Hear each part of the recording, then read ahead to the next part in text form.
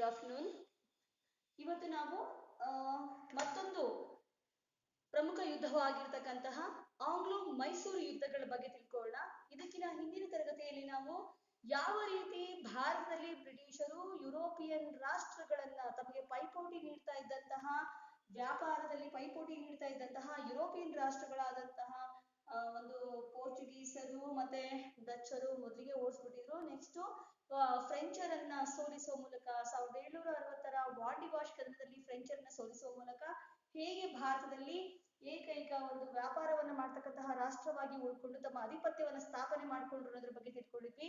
ಅದಾದ ನಂತರ ಭಾರತದಲ್ಲಿ ಬ್ರಿಟಿಷರ ಸಾಮ್ರಾಜ್ಯ ಸ್ಥಾಪನೆಗೆ ಒಂದು ಬುನಾದಿಯಾದಂತಹ ಯುದ್ಧ ಅಂತ ಹೇಳಿದ್ರೆ 1757ರ ಸಿರಾಜುದ್ದೌಲನೊಂದಿಗೆ ನಡೆದಂತಹ ಪ್ಲಾಸಿ ಕದನ.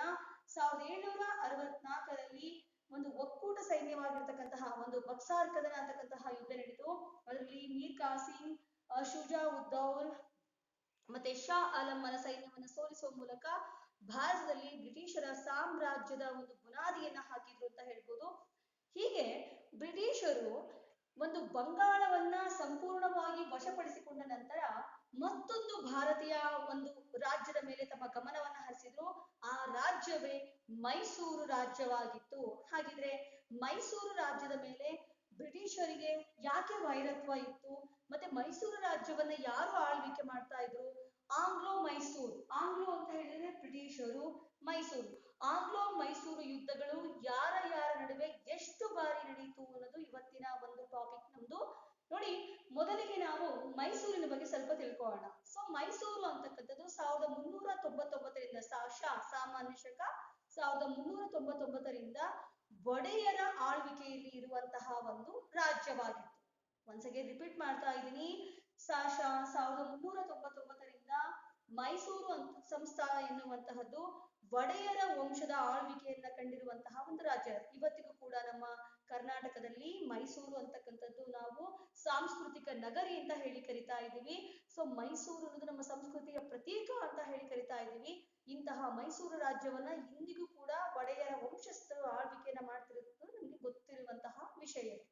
ಇಂತಹ ಮೈಸೂರು ರಾಜ್ಯವನ್ನ ಒಂದು ಆಂಗ್ಲೋ ಮೈಸೂರು ಯುದ್ಧಗಳು ನಡೆದಂತಹ ಸಂದರ್ಭದಲ್ಲಿ ಯಾರು ಆಳ್ವಿಕೆ ಮಾಡ್ತಾ ಇದ್ರು? ಆಗ್ಲೂ ಕೂಡ ಮೈಸೂರಿನ ಒಡೆಯರೇ ಆಳ್ವಿಕೆ ಮಾಡ್ತಾ ಇದ್ರು. ಆದ್ರೆ ಎರಡನೇ ಕೃಷ್ಣರಾಜ ಒಡೆಯರವರು 1761ರಲ್ಲಿ ಸತ್ ಹೋದಾಗ ಅವ್ರೇನ್ ಮಾಡ್ತಾರಪ್ಪ ಅಂತ ಹೇಳಿದ್ರೆ ನೆಕ್ಸ್ಟ್ ಯಾರನ್ನು ಒಡೆಯರ ವಂಶಸ್ಥರು ಅಂತ ಹೇಳಿ ಆಯ್ಕೆ ಮಾಡಲ್ಲ. ಆ ಕಾಲದಲ್ಲಿ ಒಂದು ಮೈಸೂರಿನ ಸೈನ್ಯದಲ್ಲಿ ಸೇರ್ಕೊಂಡ್ಬಿಟ್ಟು ದಿಂಡಿಗಳಿನ ಫೌಜ್ದಾರ್ನಾಗಿದ್ದಂತಹ ಹೈದರಾಲಿ ಅಂತಕ್ಕಂತಹ ವ್ಯಕ್ತಿ ತಾನೊಬ್ಬ ನಿರಕ್ಷರ ಕುಕ್ಷಿಯಾಗಿದ್ದರೂ ಕೂಡ, ಅಂದ್ರೆ ಓದು ಬರಹ ಬರ್ತಿರ್ಲಿಲ್ಲ, ಆದ್ರೆ ಒಬ್ಬ ಉತ್ತಮ ಯೋಧನಾಗಿದ್ದು ಮೈಸೂರಿನ ಕಷ್ಟ ಕಾಲದಲ್ಲಿ ಆ ಸೈನಿಕರಿಗೆ ಒಂದು ಹಣವನ್ನ, ವೇತನವನ್ನ ಕೊಡುವ ಮೂಲಕ ಮೈಸೂರಿನ ಒಂದು ಜೊತೆಗೆ ಒಳ್ಳೆಯ ಸ್ನೇಹ ಸಂಬಂಧವನ್ನ ಹೊಂದಿದ್ರು. ಹೀಗಾಗಿ ಹೈದರಾಲಿ 1761ರಿಂದ ಮೈಸೂರು ಸಂಸ್ಥಾನದ ಸರ್ವಾಧಿಕಾರಿಯಾಗಿ ತನ್ನ ಆಳ್ವಿಕೆಯನ್ನ ಆರಂಭ ಮಾಡ್ತಾರೆ. ಸೊ ಮೈಸೂರು ರಾಜ್ಯ ಈಗ ಹೈದರಾಲಿಯ ಆಳ್ವಿಕೆಯಲ್ಲಿ ಇತ್ತು. ಇಂತಹ ಸಂದರ್ಭದಲ್ಲಿ ಬ್ರಿಟಿಷರು ಯಾಕೆ ಮೈಸೂರು ರಾಜ್ಯದ ಕಡೆ ಗಮನ ಹರಿಸಿದ್ರಪ್ಪ ಅಂತ ಹೇಳಿದ್ರೆ 1767ರ ಸಂದರ್ಭದಲ್ಲಿ ಮೈಸೂರು ಅಂತಕ್ಕಂಥದ್ದು ಒಂದು ಪ್ರಬಲ ರಾಜ್ಯವಾಗಿ ಬೆಳೀತಾ ಇತ್ತು. ಜೊತೆಗೆ ಹೈದರಾಲಿ ತುಂಬಾ ಪ್ರಾಬಲ್ಯವನ್ನ ಮೆರೆತಕ್ಕಂತಹ ಒಬ್ಬ ಪ್ರಮುಖ ನಾಯಕನಾಗಿ ಹೊರಹೊಮ್ತಾ ಇದ್ದ. ಜೊತೆಗೆ ಈ ಹೈದರಾಲಿ ಹೆಚ್ಚಾಗಿ ಬ್ರಿಟಿಷರು ವ್ಯಾಪಾರ ಮಾಡತಕ್ಕಂತಹ ಸಮುದ್ರ ತೀರ ಪ್ರದೇಶಗಳಾಗಿರ್ತಕ್ಕಂತಹ ಮಲಬಾರ್ ಪ್ರದೇಶಗಳು ಈ ಕಡೆಗೆ ತನ್ನ ಹೆಚ್ಚಿನ ಪ್ರಾಬಲ್ಯವನ್ನ ಸ್ಥಾಪನೆ ಮಾಡಿದ್ದ. ಹೀಗಾಗಿ ಬ್ರಿಟಿಷರು ಹೈದರಾಲಿಯನ್ನ ಸೋಲಿಸುವ ಮೂಲಕ ಮೈಸೂರನ್ನ ವಶಪಡಿಸ್ಕೋಬೇಕು ಅಂತ ಹೇಳಿ ನಿರ್ಧಾರಕ್ಕೆ ಬರ್ತಾರೆ. ಅಂದ್ರೆ ಹೈದರಾಲಿಯ ವೈರತ್ವ, ಹೈದರಾಲಿ ತುಂಬಾ ಒಂದು ಪ್ರಬಲನಾಗ್ತಾ ಇದ್ದ, ಹೇಗಾದ್ರೂ ಮಾಡಿ ಹೈದರಾಲಿಯನ್ನ ಸೋಲಿಸ್ಬೇಕು, ತಾವೊಬ್ಬರೇ ಈ ಒಂದು ಸಮುದ್ರ ತೀರಗಳಲ್ಲಿ ವ್ಯಾಪಾರವನ್ನ ಮಾಡ್ಕೋಬೇಕು ಅನ್ನೋ ಉದ್ದೇಶ ಬ್ರಿಟಿಷರಿಗೆ ಇರುತ್ತೆ. ಹಾಗಾಗಿ ಅವ್ರೇನ್ ಮಾಡ್ತಾರಪ್ಪ ಅಂತ ಹೇಳಿದ್ರೆ ಹೈದರಾಲಿಯ ಶತ್ರುಗಳಾಗಿರ್ತಕ್ಕಂತಹ ಯಾರ್ಯಾರು ಅಂದ್ರೆ ಮರಾಠರು ಮತ್ತೆ ನಿಜಾಮರು. ಯಾವಾಗ್ಲೂ ಮೈಸೂರು ಸಂಸ್ಥಾನಕ್ಕೂ ಮರಾಠರಿಗೂ ನಿಜಾಮರಿಗೂ ಒಂದು ಹೋರಾಟ ನಡೀತಾನೆ ಇರುತ್ತೆ. ಅದಕ್ಕೋಸ್ಕರ ಬ್ರಿಟಿಷರು ಏನ್ ಮಾಡ್ತಾರೆ ಅಥವಾ ಇಂಗ್ಲಿಷರು ಏನ್ ಮಾಡ್ತಾರಪ್ಪ ಅಂದ್ರೆ ಹೈದರಾಲಿಯ ಪ್ರಾಬಲ್ಯವನ್ನ ಕಡಿಮೆ ಮಾಡ್ಬೇಕು, ಅವನೊಬ್ಬ ದೊಡ್ಡ ನಾಯಕನಾಗಿ ಬೆಳೆಯೋದನ್ನ ನಿಲ್ಲಿಸ್ಬೇಕು ಅಥವಾ ತಪ್ಪಿಸ್ಬೇಕು ಅನ್ನೋ ಕಾರಣಕ್ಕೋಸ್ಕರ ಹೈದರಾಲಿಯ ವಿರುದ್ಧವಾಗಿ ಮರಾಠರನ್ನ ಮತ್ತೆ ನಿಜಾಮರನ್ನ ಸೇರಿಸ್ಕೊಂಡು ಒಂದು ಏನಾಗಿ ಮಾಡ್ಬೇಕು, ಅವನ ವಿರುದ್ಧ ಹೋರಾಡ್ಬೇಕು, ಅವನನ್ನ ಸೋಲಿಸ್ಬೇಕು ಅನ್ನೋದು ಇಂಗ್ಲಿಷರ ಒಂದು ಸಂಚಾಗಿರುತ್ತೆ. ಅದಕ್ಕೋಸ್ಕರ ಒಂದು ಒಕ್ಕೂಟವನ್ನ ರಚನೆ ಮಾಡ್ಕೊಂಡ್ರು ಹೈದರಾಲಿಗೆ ವಿರುದ್ಧವಾಗಿ. ಯಾರ್ಯಾರನ್ನ? ಮರಾಠರನ್ನ ಮತ್ತೆ ನಿಜಾಮರನ್ನ ಸೇರಿಸ್ಕೊಂಡು ಇಂಗ್ಲಿಷರು ಹೈದರಾಲಿಯ ವಿರುದ್ಧ ಒಂದು ಒಕ್ಕೂಟವನ್ನ ರಚನೆ ಮಾಡಿಕೊಂಡ್ರು. ಇವರು ಹೈದರಾಲಿಯ ವಿರುದ್ಧವಾಗಿ ಯುದ್ಧವನ್ನ ಘೋಷಿಸಿದರು. ಯಾವಾಗ ಅಂದ್ರೆ 1767ರಲ್ಲಿ. ಇದನ್ನ ನಾವು ಮೊದಲನೇ ಆಂಗ್ಲೋ ಮೈಸೂರು ಯುದ್ಧ ಅಂತ ಕರಿತೀವಿ. ಮೊದಲನೇ ಆಂಗ್ಲೋ ಮೈಸೂರು ಯುದ್ಧ ಬ್ರಿಟಿಷರು ಅಥವಾ ಇಂಗ್ಲಿಷರು ಮೈಸೂರಿನಲ್ಲಿ ಆಳ್ವಿಕೆ ಮಾಡ್ತಾ ಇದ್ದಂತಹ ಹೈದರಾಲಿಯ ವಿರುದ್ಧ ಘೋಷಣೆ ಮಾಡಿದ್ರು. ಹೈದರಾಲಿಯನ್ನ ಒಬ್ಬಂಟಿಗನನ್ನಾಗಿ ಮಾಡ್ಬೇಕು ಅನ್ನೋ ಕಾರಣಕ್ಕೋಸ್ಕರ ಇಂಗ್ಲಿಷರು ನಿಜಾಮ ಮತ್ತು ಮರಾಠರೊಂದಿಗೆ ಒಂದು ಗುಂಪನ್ನ ಕಟ್ಕೊಂಡ್ರು ಅಥವಾ ಒಕ್ಕೂಟವನ್ನ ರಚನೆ ಮಾಡ್ಕೊಂಡ್ರು. ಆದ್ರೆ ಹೈದರಾಲಿ ತುಂಬಾ ಚಾಣಾಕ್ಷನಾಗಿದ್ದ. ಅವನೇನ್ ಮಾಡ್ತಾನಪ್ಪ ಅಂತ ಹೇಳಿದ್ರೆ, ಇಂಗ್ಲಿಷರಿಗೆ ಗೊತ್ತಾಗದ ರೀತಿಯಲ್ಲಿ ಮರಾಠರೊಂದಿಗೆ ಮತ್ತು ನಿಜಾಮರೊಂದಿಗೆ ಒಂದು ಒಪ್ಪಂದಗಳನ್ನ ಮಾಡ್ಕೊಳ್ಳೋ ಮೂಲಕ, ನೀವು ಹಿಂದೆ ಸರಿದ್ಬಿಡಿ ಯುದ್ಧದಿಂದ, ನಾವಷ್ಟೇ ಯುದ್ಧ ಮಾಡ್ಕೊಳ್ತೀವಿ, ನಿಮಗೆ ಮುಂದೆ ಏನಾದ್ರೂ ನಾನು ಅನುಕೂಲಗಳನ್ನ ಮಾಡ್ಕೊಡ್ತೀನಿ, ಏನೋ ಕೊಡ್ತೀನಿ ಅಂತನೋ, ಅಥವಾ ತನ್ನ ಚಾಣಾಕ್ಷತನದಿಂದ ಅಥವಾ ತನ್ನ ಬುದ್ಧಿ ಚತುರತೆಯಿಂದ ಅವನೇನ್ ಮಾಡ್ತಾನಪ್ಪ ಅಂತ ಹೇಳಿದ್ರೆ, ನಿಜಾಮ ಮತ್ತು ಮರಾಠರು ಇಂಗ್ಲಿಷರನ್ನ ಬಿಟ್ಟು ಹೋಗುವಂತೆ ಮಾಡ್ತಾನೆ. ಈಗ ಕೇವಲ ಯುದ್ಧ ಇವರಿಬ್ಬರಿಗೆ ನಡೀತು. ಯಾರ್ಯಾರಿಗಪ್ಪ ಅಂದ್ರೆ ಹೈದರಾಲಿ ಮತ್ತು ಇಂಗ್ಲಿಷರ ನಡುವೆ 1767ರಿಂದ 1769ರವರೆಗೆ ಮೊದಲನೇ ಆಂಗ್ಲೋ ಮೈಸೂರು ಯುದ್ಧ ನಡೀತು. ಈ ಯುದ್ಧದಲ್ಲಿ ಇಂಗ್ಲಿಷರಿಗೆ ದೊಡ್ಡ ಹಾನಿ ಉಂಟಾಯಿತು. ಯಾಕೆ ಅಂದ್ರೆ ಇಂಗ್ಲಿಷರು ಮರಾಠರನ್ನ ಮತ್ತೆ ನಿಜಾಮರನ್ನ ನಂಬ್ಕೊಂಡ್ಬಿಟ್ಟು ಹೈದರಾಲಿಯ ಮೇಲೆ ಯುದ್ಧವನ್ನ ಘೋಷಿಸಿರ್ತಾರೆ. ಆದ್ರೆ ಹೈದರಾಲಿ ತನ್ನ ಚತುರತೆಯಿಂದ ಏನ್ ಮಾಡಿರ್ತಾನೆ, ಯಾವುದೇ ಕಾರಣಕ್ಕೂ ಮರಾಠರಾಗ್ಲಿ ಅಥವಾ ನಿಜಾಮರಾಗ್ಲಿ ಇಂಗ್ಲಿಷರಿಗೆ ಬೆಂಬಲವನ್ನ ಕೊಡ್ಲಂಗೆ, ಅಂದ್ರೆ ಅವ್ರಿಗೂ ಸಹಾಯ ಮಾಡ್ಬೇಡ್ರಿ, ನನ್ಗೂ ಸಹಾಯ ಮಾಡ್ಬೇಡಿ, ನೀವು ತಟಸ್ಥವಾಗಿರ್ರಿ ಅಂತ ಹೇಳಿರ್ತಾನೆ. ನೀವು ಇಂಗ್ಲಿಷರ ಸಹಾಯಕ್ಕೂ ಬರ್ಬೇಡಿ ಅಥವಾ ನನ್ನ ಸಹಾಯಕ್ಕೂ ಬರ್ಬೇಡಿ, ನೀವು ಯಾರಿಗೂ ಸಹಾಯ ಮಾಡ್ಲಿಕ್ಕೆ ನಿಮ್ಮಷ್ಟಿಗೆ ನೀವಿರ್ರಿ ಅಂತ ಹೇಳ್ಬಿಟ್ಟು ಅವ್ರನ್ನ ಒಪ್ಸಿರ್ತಾನೆ. ಹೀಗಾಗಿ ಮರಾಠರು ಮತ್ತೆ ನಿಜಾಮರು ಯಾರೊಬ್ಬರ ಪರವಾಗಿ ಹೋರಾಡದೆ ತಟಸ್ಥರಾಗಿ ಉಳ್ಕೊಂಡ್ಬಿಡ್ತಾರೆ, ಅಂದ್ರೆ ಯುದ್ಧ ಮಾಡೋದು ನ್ಯೂಟ್ರಲ್ ಆಗ್ಬಿಡ್ತಾರೆ. ಸೊ ಹೀಗಾಗಿ ಏನಾಗುತ್ತಪ್ಪ ಅಂದ್ರೆ ಇಂಗ್ಲಿಷರು ಮಾತ್ರ ಹೈದರಾಲಿಯೊಂದಿಗೆ ಯುದ್ಧವನ್ನ ಮಾಡ್ಬೇಕಾಗುತ್ತೆ.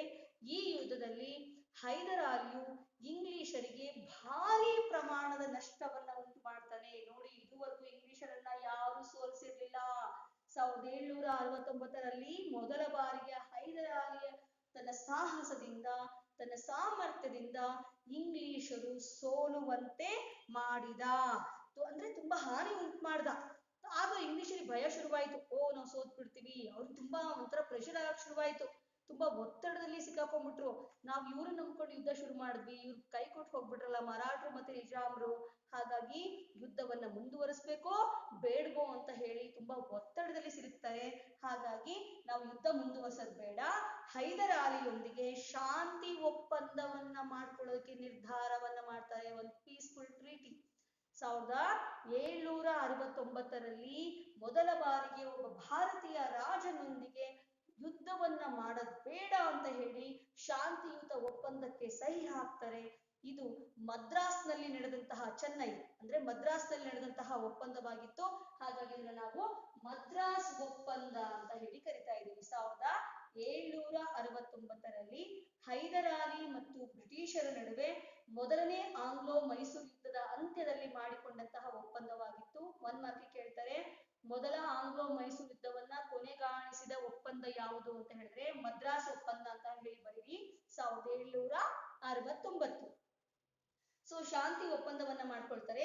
ಈ ಒಪ್ಪಂದದ ಪ್ರಕಾರ ಆಂಗ್ಲೋ ಮೈಸೂರು ಯುದ್ಧವನ್ನ ನಾವು ಇಲ್ಲಿಗೆ ನಿಲ್ಲಿಸ್ಬಿಡೋಣ, ಯುದ್ಧವನ್ನ ಮುಂದುವರಿಸೋದು ಬೇಡ. ನಾವು ಯಾರ್ಯಾರನ್ನ ಅಂದ್ರೆ ಇಂಗ್ಲಿಷರು ಹೈದರಾಲಿಗೆ ಸಂಬಂಧಪಟ್ಟಂತಹ ವ್ಯಕ್ತಿಗಳನ್ನ ಯಾರನ್ನಾದ್ರೂ ಅರೆಸ್ಟ್ ಮಾಡಿದ್ರೆ ಅಂದ್ರೆ ಜೈಲಿಗೆ ತಳ್ಳಿದ್ರೆ, ಸೆರೆಮನೆಯಲ್ಲಿ ಇರಿಸಿದ್ರೆ ಆ ಕೈದಿಗಳನ್ನ ಬಿಡ್ಬೇಕು. ಅದೇ ರೀತಿ ಹೈದರಾಲಿ ಇಂಗ್ಲಿಷರ ಸೈನಿಕರನ್ನ ಯಾರನ್ನಾದ್ರೂ ಸೆರೆಮನೆಯಲ್ಲಿ ಇಟ್ಟಿದ್ರೆ ಅವ್ರನ್ನ ಬಿಡ್ಬೇಕು ಅಂತ. ಅಂದ್ರೆ ಪರಸ್ಪರ ಯುದ್ಧ ಕೈದಿಗಳನ್ನ ಬಿಡುಗಡೆ ಮಾಡ್ಬೇಕು ಅನ್ನೋದು ಒಂದು ಒಪ್ಪಂದ ಆಗುತ್ತೆ. ಮತ್ತೆ ಇನ್ನೊಂದು ಒಪ್ಪಂದ ಆಗುತ್ತೆ, ಅದು ತುಂಬಾ ಇಂಪಾರ್ಟೆಂಟ್. ಏನಪ್ಪಾ ಅದು ಒಪ್ಪಂದ ಅಂತ ಹೇಳಿದ್ರೆ, ಇನ್ ಫ್ಯೂಚರ್ ಡೇಸ್, ಇನ್ ಮುಂದೆ ಇಂಗ್ಲಿಷರು ಅಥವಾ ಹೈದರಾಲಿಯ ಮೇಲೆ ಮೂರನೇ ಪಕ್ಷದವರು ಅಂದ್ರೆ ಮತ್ಯಾರಾದ್ರೂ ಇವರಿಬ್ಬರ ಮೇಲೆ ಯುದ್ಧವನ್ನ ಮಾಡಿದ್ರೆ ಆ ಯುದ್ಧಕ್ಕೆ ಪರಸ್ಪರ ಸಹಾಯ ಮಾಡಬೇಕು ಅಂತ. ಫಾರ್ ಎಕ್ಸಾಂಪಲ್ ನಿಮ್ಗೆ ಹೇಳ್ತೀನಿ, ಅರ್ಥ ಆಗ್ಲಿಲ್ಲ ಅನ್ಕೊಳ್ತೀನಿ. ಏನಪ್ಪಾ ಅಂತ ಹೇಳಿದ್ರೆ, ಇಂಗ್ಲಿಷರ ಮೇಲೆ ಯಾರಾದ್ರೂ ಅಂದ್ರೆ ಫಾರ್ ಎಕ್ಸಾಂಪಲ್ ಮರಾಠರು ಇರ್ಬೋದು ಅಥವಾ ನಿಜಾಮ್ರು ಇರ್ಬೋದು, ಇಂಗ್ಲಿಷರ ಮೇಲೆ ಯುದ್ಧವನ್ನ ಮಾಡಿದ್ರೆ ಇಂಗ್ಲಿಷರ ಸಹಾಯಕ್ಕೆ ಹೈದರಾಲಿ ಬರ್ಬೇಕು ಅಂತ. ಒಂದ್ ವೇಳೆ ಹೈದರಾಲಿಯ ಮೇಲೆ ಮರಾಠರು ಅಥವಾ ನಿಜಾಮರು ಯುದ್ಧವನ್ನ ಮಾಡಿದ್ರೆ ಹೈದರಾಲಿಯ ರಕ್ಷಣೆಗೆ ಇಂಗ್ಲಿಷರು ಬರ್ಬೇಕು ಅಂತ ಹೇಳಿ ಒಪ್ಪಂದವನ್ನ ಮಾಡ್ಕೊಳ್ತಾರೆ. ಈ ಒಪ್ಪಂದವನ್ನ ನಾವ್ ಏನ್ ಕರಿತೀವಪ್ಪ ಅಂತ ಹೇಳಿದ್ರೆ, ಮೂರನೇ ಪಕ್ಷದವರಿಂದ ಆಕ್ರಮಣವಾದರೆ ಪರಸ್ಪರ ಸಹಾಯ ಮಾಡಿಕೊಳ್ಳುವ ಒಪ್ಪಂದಕ್ಕೆ ಸಹಿ ಹಾಕಿದ್ರು. ನಿಮ್ಗೆ ಅರ್ಥ ಆಯ್ತು ಅನ್ಕೊಳ್ತೀನಿ. 1769ರಲ್ಲಿ ಮದ್ರಾಸ್ ಒಪ್ಪಂದದೊಂದಿಗೆ ಮೊದಲನೇ ಆಂಗ್ಲೋ ಮೈಸೂರು ಯುದ್ಧ ಮುಕ್ತಾಯವಾಯಿತು. ಈ ಯುದ್ಧದಲ್ಲಿ ಏನು ಒಪ್ಪಂದ ಮಾಡ್ಕೊಂಡ್ರು ಅಂದ್ರೆ, ಪರಸ್ಪರ ಯುದ್ಧ ಕೈದಿಗಳನ್ನ ಬಿಡುಗಡೆ ಮಾಡಿದ್ರು. ಯಾರನ್ನ ಅರೆಸ್ಟ್ ಮಾಡಿದ್ರೆ ಬಿಡುಗಡೆ ಮಾಡ್ಬೇಕು ಅಂತ. ಎರಡನೇದು, ಮತ್ತೆ ಭವಿಷ್ಯದಲ್ಲಿ ನಮ್ಮಿಬ್ರ ಮೇಲೆ ಬೇರೆ ಯಾರಾದ್ರೂ ಯುದ್ಧವನ್ನ ಮಾಡಿದ್ರೆ, ನಿಮ್ಮೇಲೆ ಯುದ್ಧ ಮಾಡಿದ್ರೆ ನಾನ್ ಸಹಾಯ ಮಾಡ್ತೀನಿ, ನನ್ ಮೇಲೆ ಯುದ್ಧ ಮಾಡಿದ್ರೆ ನೀನ್ ಸಹಾಯ ಮಾಡು ಅಂತ ಹೇಳಿ ಪರಸ್ಪರ ರಕ್ಷಣೆ ಮಾಡುವಂತಹ ಒಪ್ಪಂದವನ್ನ ಇವರು ಸಹಿಯನ್ನ ಹಾಕಿದ್ರು. ಸೊ ಹೀಗೆ ಮೊದಲನೆಯ ಆಂಗ್ಲೋ ಮೈಸೂರು ಯುದ್ಧ ಮುಕ್ತಾಯವಾಯಿತು. ಇದು ನಿಜವಾಗ್ಲೂ ಹೈದರಾಲಿಗೆ ಒಂದು ಗೆಲುವು ಅಂತ ಹೇಳ್ಬೋದು. ಯಾಕೆ ಅಂದ್ರೆ ಇಂಗ್ಲಿಷರು ಮೊದಲ ಬಾರಿಗೆ ಭಾರತೀಯ ರಾಜನಿಂದ ಸೋಲನ್ನು ಅನುಭವಿಸುವ ಭೀತಿಯಲ್ಲಿ ಒಂದು ಶಾಂತಿ ಒಪ್ಪಂದವನ್ನ ಮಾಡಿಕೊಂಡಿದ್ರು ಅನ್ನೋದು ಹೈದರಾಲಿಯ ಒಂದು ಹೆಮ್ಮೆಯನ್ನ ಹೆಚ್ಚಿಸುವಂತಹ ಒಂದು ವಿಷಯ. ಈಗ ಸೆಕೆಂಡ್ ಪಾಯಿಂಟ್, ಎರಡನೇ ಆಂಗ್ಲೋ ಮೈಸೂರು ಯುದ್ಧ. ನೋಡಿ, ಯುದ್ಧ ಮುಗೀತು, ನೆಕ್ಸ್ಟ್ ಮತ್ತೆ ಶುರುವಾಗ್ಬಿಡ್ತು ಸ್ವಲ್ಪ ವರ್ಷಗಳ ನಂತರ. ಯಾಕೆ ಶುರುವಾಯಿತು? ಎರಡನೇ ಆಂಗ್ಲೋ ಮೈಸೂರು ಯುದ್ಧ ಇಂಗ್ಲಿಷರು ಮತ್ತೆ ಹೈದರಾಲಿಯ ನಡುವೆ ಮತ್ತೆ ಶುರುವಾಯಿತು, ಮೈಸೂರು ರಾಜ್ಯದ ನಡುವೆ. ಈ ಯುದ್ಧ ನಡೆದ ಯಾವಾಗಪ್ಪ ಅಂದ್ರೆ ಸಾಮಾನ್ಯ ಶಕ 1780ರಿಂದ 1784ರವರೆಗೆ, ಅಂದ್ರೆ 4 ವರ್ಷಗಳ ಕಾಲ ಈ ಎರಡನೇ ಆಂಗ್ಲೋ ಮೈಸೂರು ಯುದ್ಧ ನಡೀತು.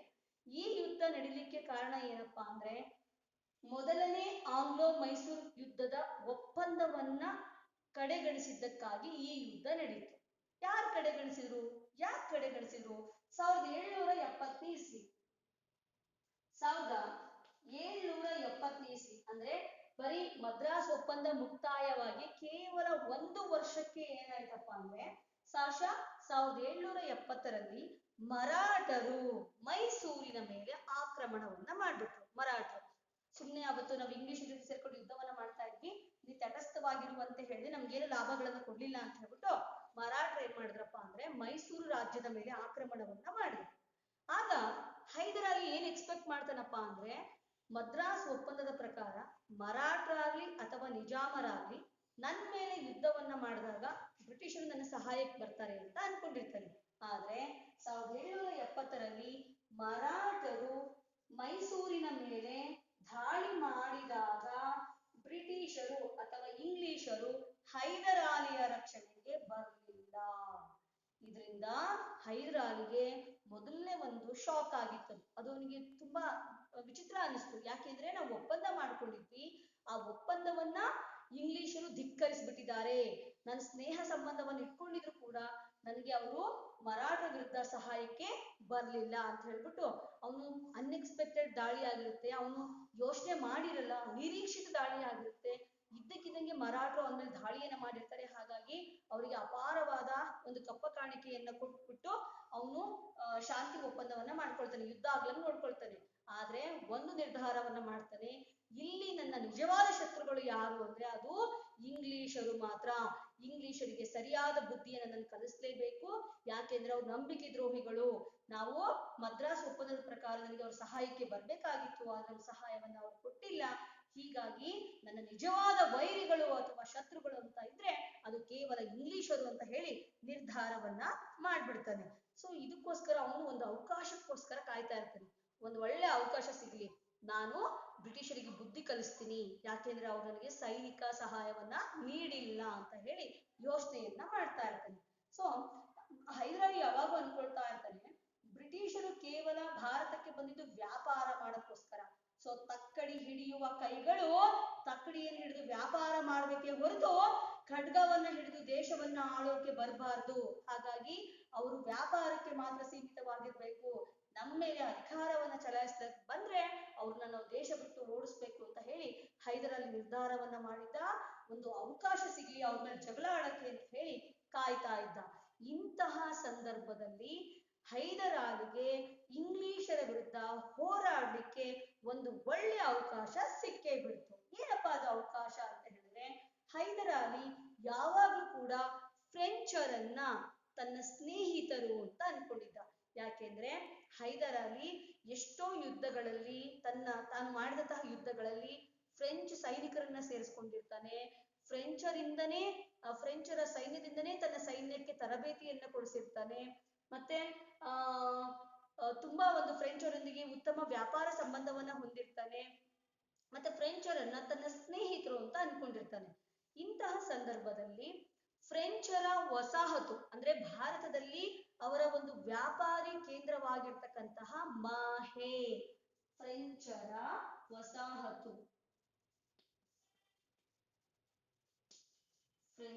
ವಸಾಹತು, ಯಾವುದು ಮಾಹೆ ಅಂತ.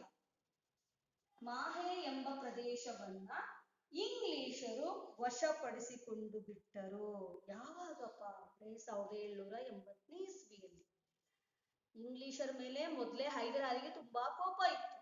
ಈ ಸಂದರ್ಭದಲ್ಲಿ ಅವನು ಫ್ರೆಂಚ್ ಇಂಗ್ಲಿಷರ ವಿರುದ್ಧ ಹೋರಾಟ ಮಾಡೋಕ್ಕೋಸ್ಕರ ಕಾಯ್ತಾ ಇದ್ದ. ಆ ಒಂದು ಅವಕಾಶ ಅವನಿಗೆ ಸಿಕ್ಕೇ ಬಿಡ್ತು. ಹೇಗ್ ಸಿಕ್ತಪ್ಪ ಅಂದ್ರೆ, ಇಂಗ್ಲಿಷರು ಹೈದರಾಲಿಯ ಮಿತ್ರರಾಗಿದ್ದಂತಹ ಫ್ರೆಂಚರಿಗೆ ಸೇರಿದ್ದಂತಹ ಒಂದು ವಸಾಹತುವಾದಂತಹ ಮಾಹೆ ಎಂಬ ಪ್ರದೇಶವನ್ನ ವಶಪಡಿಸ್ಕೊಂಡ್ರು. ಇದೇ ಒಳ್ಳೆ ಅವಕಾಶ ಅಂತ ಹೇಳ್ಬಿಟ್ಟು ಹೈದರಾಲಿ ಇಂಗ್ಲಿಷರ ವಿರುದ್ಧ ಯುದ್ಧವನ್ನ ಘೋಷಿಸಿದ. ಯಾವಾಗಪ್ಪ ಅಂದ್ರೆ 1780ರಲ್ಲಿ. ಸೊ ಇಲ್ಲಿಂದ ಎರಡನೇ ಆಂಗ್ಲೋ ಮೈಸೂರು ಯುದ್ಧ ಪ್ರಾರಂಭ ಆಯಿತು. ಇಂಗ್ಲಿಷರ ಮೇಲೆ ಯುದ್ಧವನ್ನ ಸಾರ್ಬಿಟ್ಟ. ಇವನ ಜೊತೆಗೆ ಇವನ ಮಗನೂ ಕೂಡ, ಇವನ ಮಗನಾಗಿರ್ತಕ್ಕಂತಹ ಇತಿಹಾಸ ಪ್ರಸಿದ್ಧ ಮೈಸೂರಿನ ಹುಲಿ ಯಾರು ಟಿಪ್ಪು ಸುಲ್ತಾನ್. Very good. ಮೈಸೂರಿನ ಹುಲಿ ಅಂತ ಹೇಳಿ ಕರೆಸ್ಕೊಳ್ತಕ್ಕಂತಹ ಟಿಪ್ಪು ಸುಲ್ತಾನ್ ಕೂಡ ತನ್ನ ಒಂದು ಯುವಕ ದಿನಗಳಲ್ಲಿಯೇ ತಂದೆಯೊಂದಿಗೆ ಸೈನಿಕ ತರಬೇತಿಯನ್ನ ಪಡ್ಕೊಂಡಿರ್ತಾನೆ. ಹಾಗಾಗಿ 1780ರಲ್ಲಿ ಯುದ್ಧ ಶುರುವಾದಾಗ, ಆಂಗ್ಲೋ ಮೈಸೂರು ಯುದ್ಧ ಶುರುವಾದಾಗ ತನ್ನ ತಂದೆಯೊಂದಿಗೆ ಅವನು ಕೂಡ ಯುದ್ಧದ ಕಣಕ್ಕೆ ಇಳಿತಾನೆ. ಯುದ್ಧ ಭೂಮಿಯಲ್ಲಿ ಹೋರಾಡಲು ಶುರು ಮಾಡ್ತಾನೆ. ಪ್ರಾರಂಭದಲ್ಲಿ ಇಂಗ್ಲಿಷರ ವಿರುದ್ಧ ಹೈದರಾಲಿ ಹಲವಾರು ಸ್ಥಳಗಳಲ್ಲಿ ಹಲವಾರು ಯುದ್ಧಗಳಲ್ಲಿ ಜಯ ಗಳಿಸ್ತಾ ಹೋಗ್ತಾನೆ. ಎಲ್ಲೋ ಒಂದ್ ಕಡೆಗೆ ಬ್ರಿಟಿಷರಿಗೆ ಭಯ ಹುಟ್ಟಕ್ ಶುರುವಾಗ್ಬಿಡುತ್ತೆ. ಹಾಗಿದ್ರೆ ನಾವ್ ಇದೇ ರೀತಿ ಸೋಲ್ತಾ ಹೋದ್ರೆ ಹೈದರಾಲಿ ಮತ್ತೆ ಅವನ ಮಗ ಟಿಪ್ಪು ನಮ್ಮನ್ನ ಸೋಲ್ಸೇ ಬಿಡ್ತಾರೆ, ಭಾರತದಲ್ಲಿ ನಾವು ವ್ಯಾಪಾರ ಮಾಡಕ್ಕೆ ಸಾಧ್ಯನೇ ಆಗಲ್ಲ ಅಂತ ಅನ್ಕೊಳಕ್ ಶುರು ಮಾಡ್ತಾರೆ. ಆದ್ರೆ ಅಷ್ಟರಲ್ಲಿ ಬ್ರಿಟಿಷರ ಪ್ರಮುಖ ಸೇನಾಧಿಪತಿ ಆಗಿರ್ತಕ್ಕಂತಹ ಸರ್ ಐರ್ ಕೂಟ್, ಬದಿ ನೋಡಿ, ಸರ್ ಐರ್ ಕೂಟನನ್ನ ಹೈದರಾಲಿಯ ವಿರುದ್ಧ ಯುದ್ಧಕ್ಕೆ ಅಂತ ಹೇಳಿ ಕಳಿಸ್ತಾರೆ. 1781ನೇ ಇಸ್ವಿ 1781ರಲ್ಲಿ ಒಂದು ಪ್ರಸಿದ್ಧ ಸ್ಥಳವಾಗಿರ್ತಕ್ಕಂತಹ ಪೋರ್ಟೊನೋವಾ, ಒಂದ್ಸರಿ ರಿಪೀಟ್ ಮಾಡ್ತಾ ಇದ್ದೀನಿ, ಪೋರ್ಟೊನೋವಾ ಎನ್ನುವಂತಹ ಸ್ಥಳದಲ್ಲಿ ಹೈದರಾಲಿಯ ಸೈನ್ಯಕ್ಕೂ ಮತ್ತು ಇಂಗ್ಲಿಷರ ಸೇನಾಪತಿಯಾಗಿರ್ತಕ್ಕಂತಹ ಯಾರು ಐರ್ ಕೂಟನ ಸೈನ್ಯಕ್ಕೂ ಯುದ್ಧ ನಡೆಯುತ್ತೆ.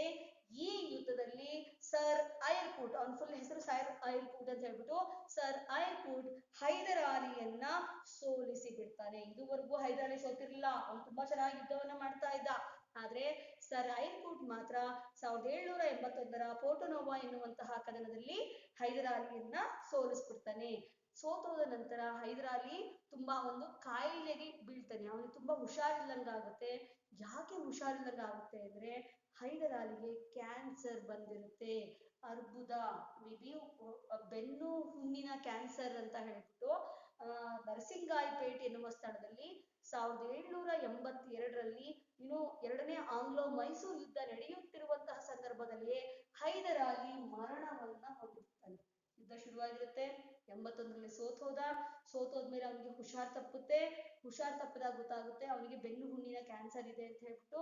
ಹೀಗಾಗಿ ಹೈದರಾಲಿ ನರಸಿಂಗಪೇಟ್ ಅಂತಕ್ಕಂಥ ಸ್ಥಳದಲ್ಲಿ 1782ರಲ್ಲಿ ಮರಣವನ್ನ ಹೊಂದ್ಬಿಡ್ತಾನೆ. ಯಾವಾಗ ಹೈದರಾಲಿ ಸತ್ತೋಗ್ಬಿಡ್ತಾನೋ ಆಗ ಅವನ ಆಸ್ಥಾನಿಕರೆಲ್ಲ ಸೇರ್ಕೊಂಡ್ಬಿಟ್ಟು ಆ ಯುವಕನಾಗಿರ್ತಕ್ಕಂತಹ ಅವನ ಮಗನಾಗಿರ್ತಕ್ಕಂತಹ ಟಿಪ್ಪುವನ್ನ ಟಿಪ್ಪು ಸುಲ್ತಾನ್ ಅಂತಕ್ಕಂತಹ ಬಿರುದಿನೊಂದಿಗೆ ಅಧಿಕಾರಕ್ಕೆ ತರ್ತಾರೆ. 1782ರಲ್ಲಿ ಟಿಪ್ಪು ಸುಲ್ತಾನ್ ಮೈಸೂರಿನ ಒಂದು ಸಿಂಹಾಸನಕ್ಕೆ ಬರ್ತಾನೆ, ಉತ್ತರಾಧಿಕಾರಿಯಾಗಿ ಬರ್ತಾನೆ. ಈಗ ಟಿಪ್ಪು ಅಧಿಕಾರಕ್ಕೆ ಬಂದ ತಕ್ಷಣ ಅವನು ಮುಂದೆ ಇದ್ದಂತಹ ದೊಡ್ಡ ಸವಾಲು ಏನಪ್ಪಾ ಅಂದ್ರೆ ಆಂಗ್ಲೋ ಮೈಸೂರು ಯುದ್ಧಗಳನ್ನ ಮುಂದುವರಿಸೋದು. ಸೊ ನನ್ನ ತಂದೆ ಶುರು ಮಾಡಿದರೆ ಇದನ್ನ ಸ್ಟಾಪ್ ಮಾಡಬಾರ್ದು ಅಂತ ಹೇಳ್ಬಿಟ್ಟು ಅವನು ಒಂದು ಇಂಗ್ಲಿಷರೊಂದಿಗೆ ಯುದ್ಧವನ್ನ ಮುಂದುವರಿಸ್ತಾನೆ. ಮತ್ತೆ ಈಗ ಸುಮಾರು 2 ವರ್ಷಗಳ ಕಾಲ ಯುದ್ಧ ನಡೆಯುತ್ತೆ. 1782ರಿಂದ 1784ವರೆಗೂ ಯುದ್ಧವನ್ನ ಮುಂದುವರಿಸ್ತೇನೆ.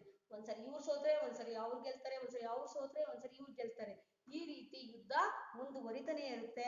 ಆದ್ರೆ ಎಲ್ಲೋ ಟಿಪ್ಪುಗಂತ ಶುರುವಾಗುತ್ತೆ, ಇದು ಎಂಡ್ಲೆಸ್, ಇದು ಮುಕ್ತಾಯ ಆಗುವಂತಹ ಯಾವುದೇ ಲಕ್ಷಣಗಳು ಕಾಣ್ತಾ ಇಲ್ಲ, ಹಾಗಾಗಿ ಯುದ್ಧವನ್ನ ನಿಲ್ಲಿಸೋದೇ ಒಳ್ಳೇದು ಅಂತ ಹೇಳ್ಬಿಟ್ಟು ಇಬ್ರು ಕೂಡ ಅಂದ್ರೆ ಇಂಗ್ಲಿಷರು ಮತ್ತೆ ಟಿಪ್ಪು ಇಬ್ರು ಸೇರ್ಕೊಂಡ್ಬಿಟ್ಟು ಯುದ್ಧವನ್ನ ನಿಲ್ಲಿಸ್ಬೇಕು ಅಂತ ಹೇಳಿ ನಿರ್ಧಾರವನ್ನ ಮಾಡ್ತಾರೆ. ಶಾಂತಿ ಒಪ್ಪಂದವನ್ನ ಮಾಡ್ಕೊಳ್ಳುವಂತಹ ಮಾರ್ಗವನ್ನು ಸೂಚಿಸ್ತಾರೆ. ಹೀಗಾಗಿ 1784ರಲ್ಲಿ ಕಾಣಿಸ್ತಾ ಇದೆನಾ, 1784ರಲ್ಲಿ ಮಂಗಳೂರು ಎನ್ನುವ ಸ್ಥಳದಲ್ಲಿ ಈ ಯುದ್ಧವನ್ನ ನಿಲ್ಲಿಸುವಂತಹ ಒಂದು ಒಪ್ಪಂದಕ್ಕೆ ಸಹಿಯನ್ನ ಹಾಕಲಾಗುತ್ತೆ. ಹಾಗಾಗಿ 1784ರ ಮಂಗಳೂರು ಶಾಂತಿ ಒಪ್ಪಂದದ ಮೂಲಕ ಎರಡನೇ ಆಂಗ್ಲೋ ಮೈಸೂರು ಯುದ್ಧವನ್ನ ನಿಲ್ಲಿಸಲಾಯಿತು ಅಂತ ಹೇಳಿ ಬರ್ಕೊಳ್ಳಿ. ಗೊತ್ತಾಯ್ತಾ? ಈ ಯುದ್ಧದಲ್ಲಿ ಏನ್ ಮಾಡ್ತಾರಪ್ಪ ಅಂತ ಹೇಳಿದ್ರೆ ಶಾಂತಿ ಒಪ್ಪಂದವನ್ನ ಮಾಡ್ಕೊಂಡ್ರಲ್ಲ, ಏನು ಒಪ್ಪಂದದ ಷರತ್ತುಗಳು ಏನಾಗಿತ್ತು, ಏನ್ ಪಾಲನೆ ಮಾಡ್ಬೇಕಾಗಿತ್ತು? ಫಸ್ಟ್ ಉಭಯ ಪಕ್ಷದವರು ಇದುವರೆಗೂ ಯಾರ್ಯಾರು ಯಾವ್ಯಾವ ಪ್ರದೇಶಗಳನ್ನ ಗೆದ್ದಾರೋ ಅವ್ರಿಗೆ ಹಿಂತಿರುಗಿಸಿ ಕೊಡ್ಬೇಕು ಅಂತ. ಫಾರ್ ಎಕ್ಸಾಂಪಲ್, ಮೈಸೂರಿಗೆ ಸಂಬಂಧಪಟ್ಟಂತಹ ಯಾವುದಾದರೂ ಪ್ರದೇಶಗಳನ್ನ ಬ್ರಿಟಿಷರು ವಶಪಡಿಸ್ಕೊಂಡಿದ್ರೆ ಅಥವಾ ಬ್ರಿಟಿಷರಿಗೆ ಸೇರಿದಂತಹ ಪ್ರದೇಶಗಳನ್ನ ಯಾವ್ದಾದ್ರನ್ನ ಟಿಪ್ಪು ಅಥವಾ ಅವರಪ್ಪ ಹೈದರಾಲಿ ವಶಪಡಿಸ್ಕೊಂಡಿದ್ರೆ ಅವನ್ನ ಪರಸ್ಪರ ಹಿಂದಿರುಗಿಸಬೇಕು ಅಂತ. ಅರ್ಥ ಆಗ್ತಾಯ್ತಾ? ಉಭಯ ಪಕ್ಷದವರು ಗೆದ್ದಂತಹ ಪ್ರದೇಶಗಳನ್ನ ಹಿಂದಿರುಗಿಸ್ಲಿಕ್ಕೆ ಒಪ್ಕೊಳ್ತಾರೆ, ಅವ್ರವ್ರಿಗೆ ಕೊಟ್ಬಿಡ್ಬೇಕು ಅಂತ. ಯುದ್ಧ ಶುರುವಾಗೋದಕ್ಕಿಂತ ಮುಂಚೆ ಯಾವ ಸ್ಥಳಗಳು ಯಾರ ಕೈಯಲ್ಲಿದ್ವೋ ಅಧೀನದಲ್ಲಿದ್ವೋ ಅವ್ರಿಗೆ ಬಿಟ್ಕೊಡ್ಬೇಕು ಅಂತ. ಸೆಕೆಂಡ್ ಒನ್, ಯುದ್ಧ ಕೈದಿಗಳನ್ನ ಇವ್ರ ಕಡೆಯವ್ರನ್ನ ಅಂದ್ರೆ ಮೈಸೂರಿನ ಸೈನಿಕರನ್ನ ಇಂಗ್ಲಿಷರು ಸೆರೆ ಹಿಡಿದಿದ್ರೆ ಅಥವಾ ಇಂಗ್ಲಿಷರ ಸೈನಿಕರನ್ನ ಮೈಸೂರಿನವರು ಸೆರೆ ಹಿಡಿದ್ರೆ ಪರಸ್ಪರ ಯುದ್ಧ ಕೈದಿಗಳನ್ನ ಕೂಡ ಬಿಡುಗಡೆ ಮಾಡ್ಬೇಕು ಅಂತ ಹೇಳಿ ಒಪ್ಪಂದವನ್ನ ಮಾಡ್ಕೊಂಡ್ರು. ಅರ್ಥ ಮಾಡ್ಕೊಳ್ಳಿ, ನಾನು 3 ಪಾಯಿಂಟ್ಸ್ ಹೇಳ್ತಾ ಇದ್ದೀನಿ ಇಲ್ಲಿ. ಸೊ ಫಸ್ಟ್ ಒನ್, ಮಂಗಳೂರು ಒಪ್ಪಂದದ ಮುಖ್ಯ ಅಂಶಗಳು ಅಂದ್ರೆ ಪರಸ್ಪರ ಗೆದ್ದಂತಹ ಪ್ರದೇಶಗಳನ್ನ ಬಿಟ್ಕೊಡ್ಬೇಕು, ಪರಸ್ಪರ ಯುದ್ಧ ಕೈದಿಗಳನ್ನ ಬಿಡುಗಡೆ ಮಾಡ್ಬೇಕು. ತುಂಬಾ ಇಂಪಾರ್ಟೆಂಟ್ ಪಾಯಿಂಟ್ ಅಂದ್ರೆ ಬ್ರಿಟಿಷರಿಗೆ ಬ್ರಿಟಿಷರ ಸ್ನೇಹಿತರ ಮೇಲೆ ಮುಂದೆ ಯಾವತ್ತೂ ಕೂಡ ಟಿಪ್ಪು ಆಕ್ರಮಣವನ್ನ ಮಾಡಬಾರ್ದು ಅಂತ. ಅಂದ್ರೆ ಯಾವ ಭಾರತೀಯ ರಾಜರುಗಳು ಇಂಗ್ಲಿಷರ ಸ್ನೇಹಿತರಾಗಿರೋ, ಬ್ರಿಟಿಷರ ಮಿತ್ರರಾಗಿರೋ ಆ ರಾಜ್ಯಗಳ ಮೇಲೆ ಟಿಪ್ಪು ಯಾವುದೇ ಕಾರಣಕ್ಕೂ ಯುದ್ಧವನ್ನ ಮಾಡಬಾರ್ದು ಅಂತ ಹೇಳಿ ಹೀಗೆ ಪ್ರಮುಖವಾದ ಷರತ್ತುಗಳೊಂದಿಗೆ ಎರಡನೇ ಆಂಗ್ಲೋ ಮೈಸೂರು ಯುದ್ಧವನ್ನ ಮುಕ್ತಾಯಗೊಳಿಸ್ತಾ ಇತ್ತು ಮಂಗಳೂರು ಒಪ್ಪಂದದ ಪ್ರಕಾರ. ಸೊ ಯುದ್ಧ ಏನೋ ಮುಗಿಯಿತು. ಆದ್ರೆ ಟಿಪ್ಪುವಿಗೆ ಸಮಾಧಾನ ಇರಲಿಲ್ಲ. ಇನ್ನೊಂದು ಹೇಳೋದು ಮರೆತೆ ನಾನು, ಎರಡನೇ ಆಂಗ್ಲೋ ಮೈಸೂರು ಯುದ್ಧದ ಸಂದರ್ಭದಲ್ಲಿ ಭಾರತದಲ್ಲಿ ಬ್ರಿಟಿಷ್ ಗವರ್ನರ್ ಜನರಲ್ ಆಗಿ ಲಾರ್ಡ್ ವಾರನ್ ಹೇಸ್ಟಿಂಗ್ಸ್ ಅಂತ ಇದ್ದ. ಲಾರ್ಡ್ ವಾರನ್ ಹೇಸ್ಟಿಂಗ್ ಅಂತಕ್ಕಂಥವನು ಇರ್ತಾನೆ, ಹೇಸ್ಟಿಂಗ್ಸ್ ಅಂತ. ಸೊ ಒಬ್ಬೊಬ್ರು ಗವರ್ನರ್ ಜನರಲ್ಗಳು ಕೂಡ ತುಂಬಾ ಮಹತ್ವಾಕಾಂಕ್ಷೆಯನ್ನ ಹೊಂದಿದಂತಹ ಗವರ್ನರ್ಗಳಾಗಿದ್ದು ಹೆಚ್ಚು ಹೆಚ್ಚು ಭಾರತೀಯ ರಾಜ್ಯಗಳನ್ನು ವಶಪಡಿಸ್ಕೊಳ್ಳಕ್ಕೆ ಟ್ರೈ ಮಾಡ್ತಾ ಇರ್ತಾರೆ. ಸೊ ಹೇಗೋ ಎರಡನೇ ಆಂಗ್ಲೋ ಮೈಸೂರು ಯುದ್ಧ ಮುಕ್ತಾಯವಾಯಿತು. ಈಗ ನಾವು ಮೂರನೇ ಆಂಗ್ಲೋ ಮೈಸೂರು ಯುದ್ಧದ ಕಡೆಗೆ ಗಮನವನ್ನ ಹರಿಸೋಣ. ಮೂರನೇ ಆಂಗ್ಲೋ ಮೈಸೂರು ಯುದ್ಧ ಇದು ಸಾಮಾನ್ಯ ಶಕ 1790ರಿಂದ 1792ರವರೆಗೆ ನಡೀತು. 2 ವರ್ಷಗಳ ಕಾಲ ನಡೀತು. ಈ ಯುದ್ಧಕ್ಕೆ ಕಾರಣ ಏನು? ಸೊ ಒಬ್ರ ಮೇಲೆ ಒಬ್ರಿಗೆ ನಂಬಿಕೆ ಇಲ್ಲ. ಟಿಪ್ಪುನ್ ಕಂಡ್ರೆ ಬ್ರಿಟಿಷರಿಗಾಗಲ್ಲ, ಇಂಗ್ಲಿಷರನ್ ಕಂಡ್ರೆ ಟಿಪ್ಪುಗಾಗಲ್ಲ. ಇಬ್ರ ಮೇಲೂ ಇಬ್ರಿಗೂ ಅನುಮಾನ. ಅವ್ರು ಯಾವಾಗ ಬೇಕಾದ್ರೂ ನನ್ನ ಮೇಲೆ ಯುದ್ಧವನ್ನ ಘೋಷಿಸ್ಬೋದು, ನನ್ನ ಶತ್ರುಗಳನ್ನ ಒಂದ್ಗೂಡಿಸ್ಕೊಂಡು ಯುದ್ಧಕ್ಕೆ ಬರ್ಬೋದು ಅನ್ನೋದು ಟಿಪ್ಪು ಒಂದು ಅಪನಂಬಿಕೆ. ಅದೇ ರೀತಿ ಇಂಗ್ಲಿಷರಿಗೆ ಕೂಡ ಯಾವಾಗ ಬೇಕಾದ್ರೂ ಟಿಪ್ಪು ನಮ್ ವಿರುದ್ಧ ಕಾಲ್ ಕೆರ್ಕೊಂಡು ಜಗಳಕ್ಕೆ ಬರ್ಬೋದು, ಹಾಗಾಗಿ ನಾವು ಕೂಡ ಅವನ ವಿರುದ್ಧ ಯುದ್ಧಕ್ಕೆ ರೆಡಿ ಮಾಡ್ಕೋಬೇಕು ಅಂತ ಇವರು ನಿರ್ಧಾರ ಮಾಡ್ತಾ ಇರ್ತಾರೆ. ಆ ಟೈಮಲ್ಲಿ ಭಾರತಕ್ಕೆ ಬಂದಂತಹ ಬ್ರಿಟಿಷ್ ಗವರ್ನರ್ ಜನರಲ್ ಯಾರಪ್ಪ ಅಂದ್ರೆ ಲಾರ್ಡ್ ಕಾರ್ನ್ ವಾಲಿಸ್ ಅಂತ.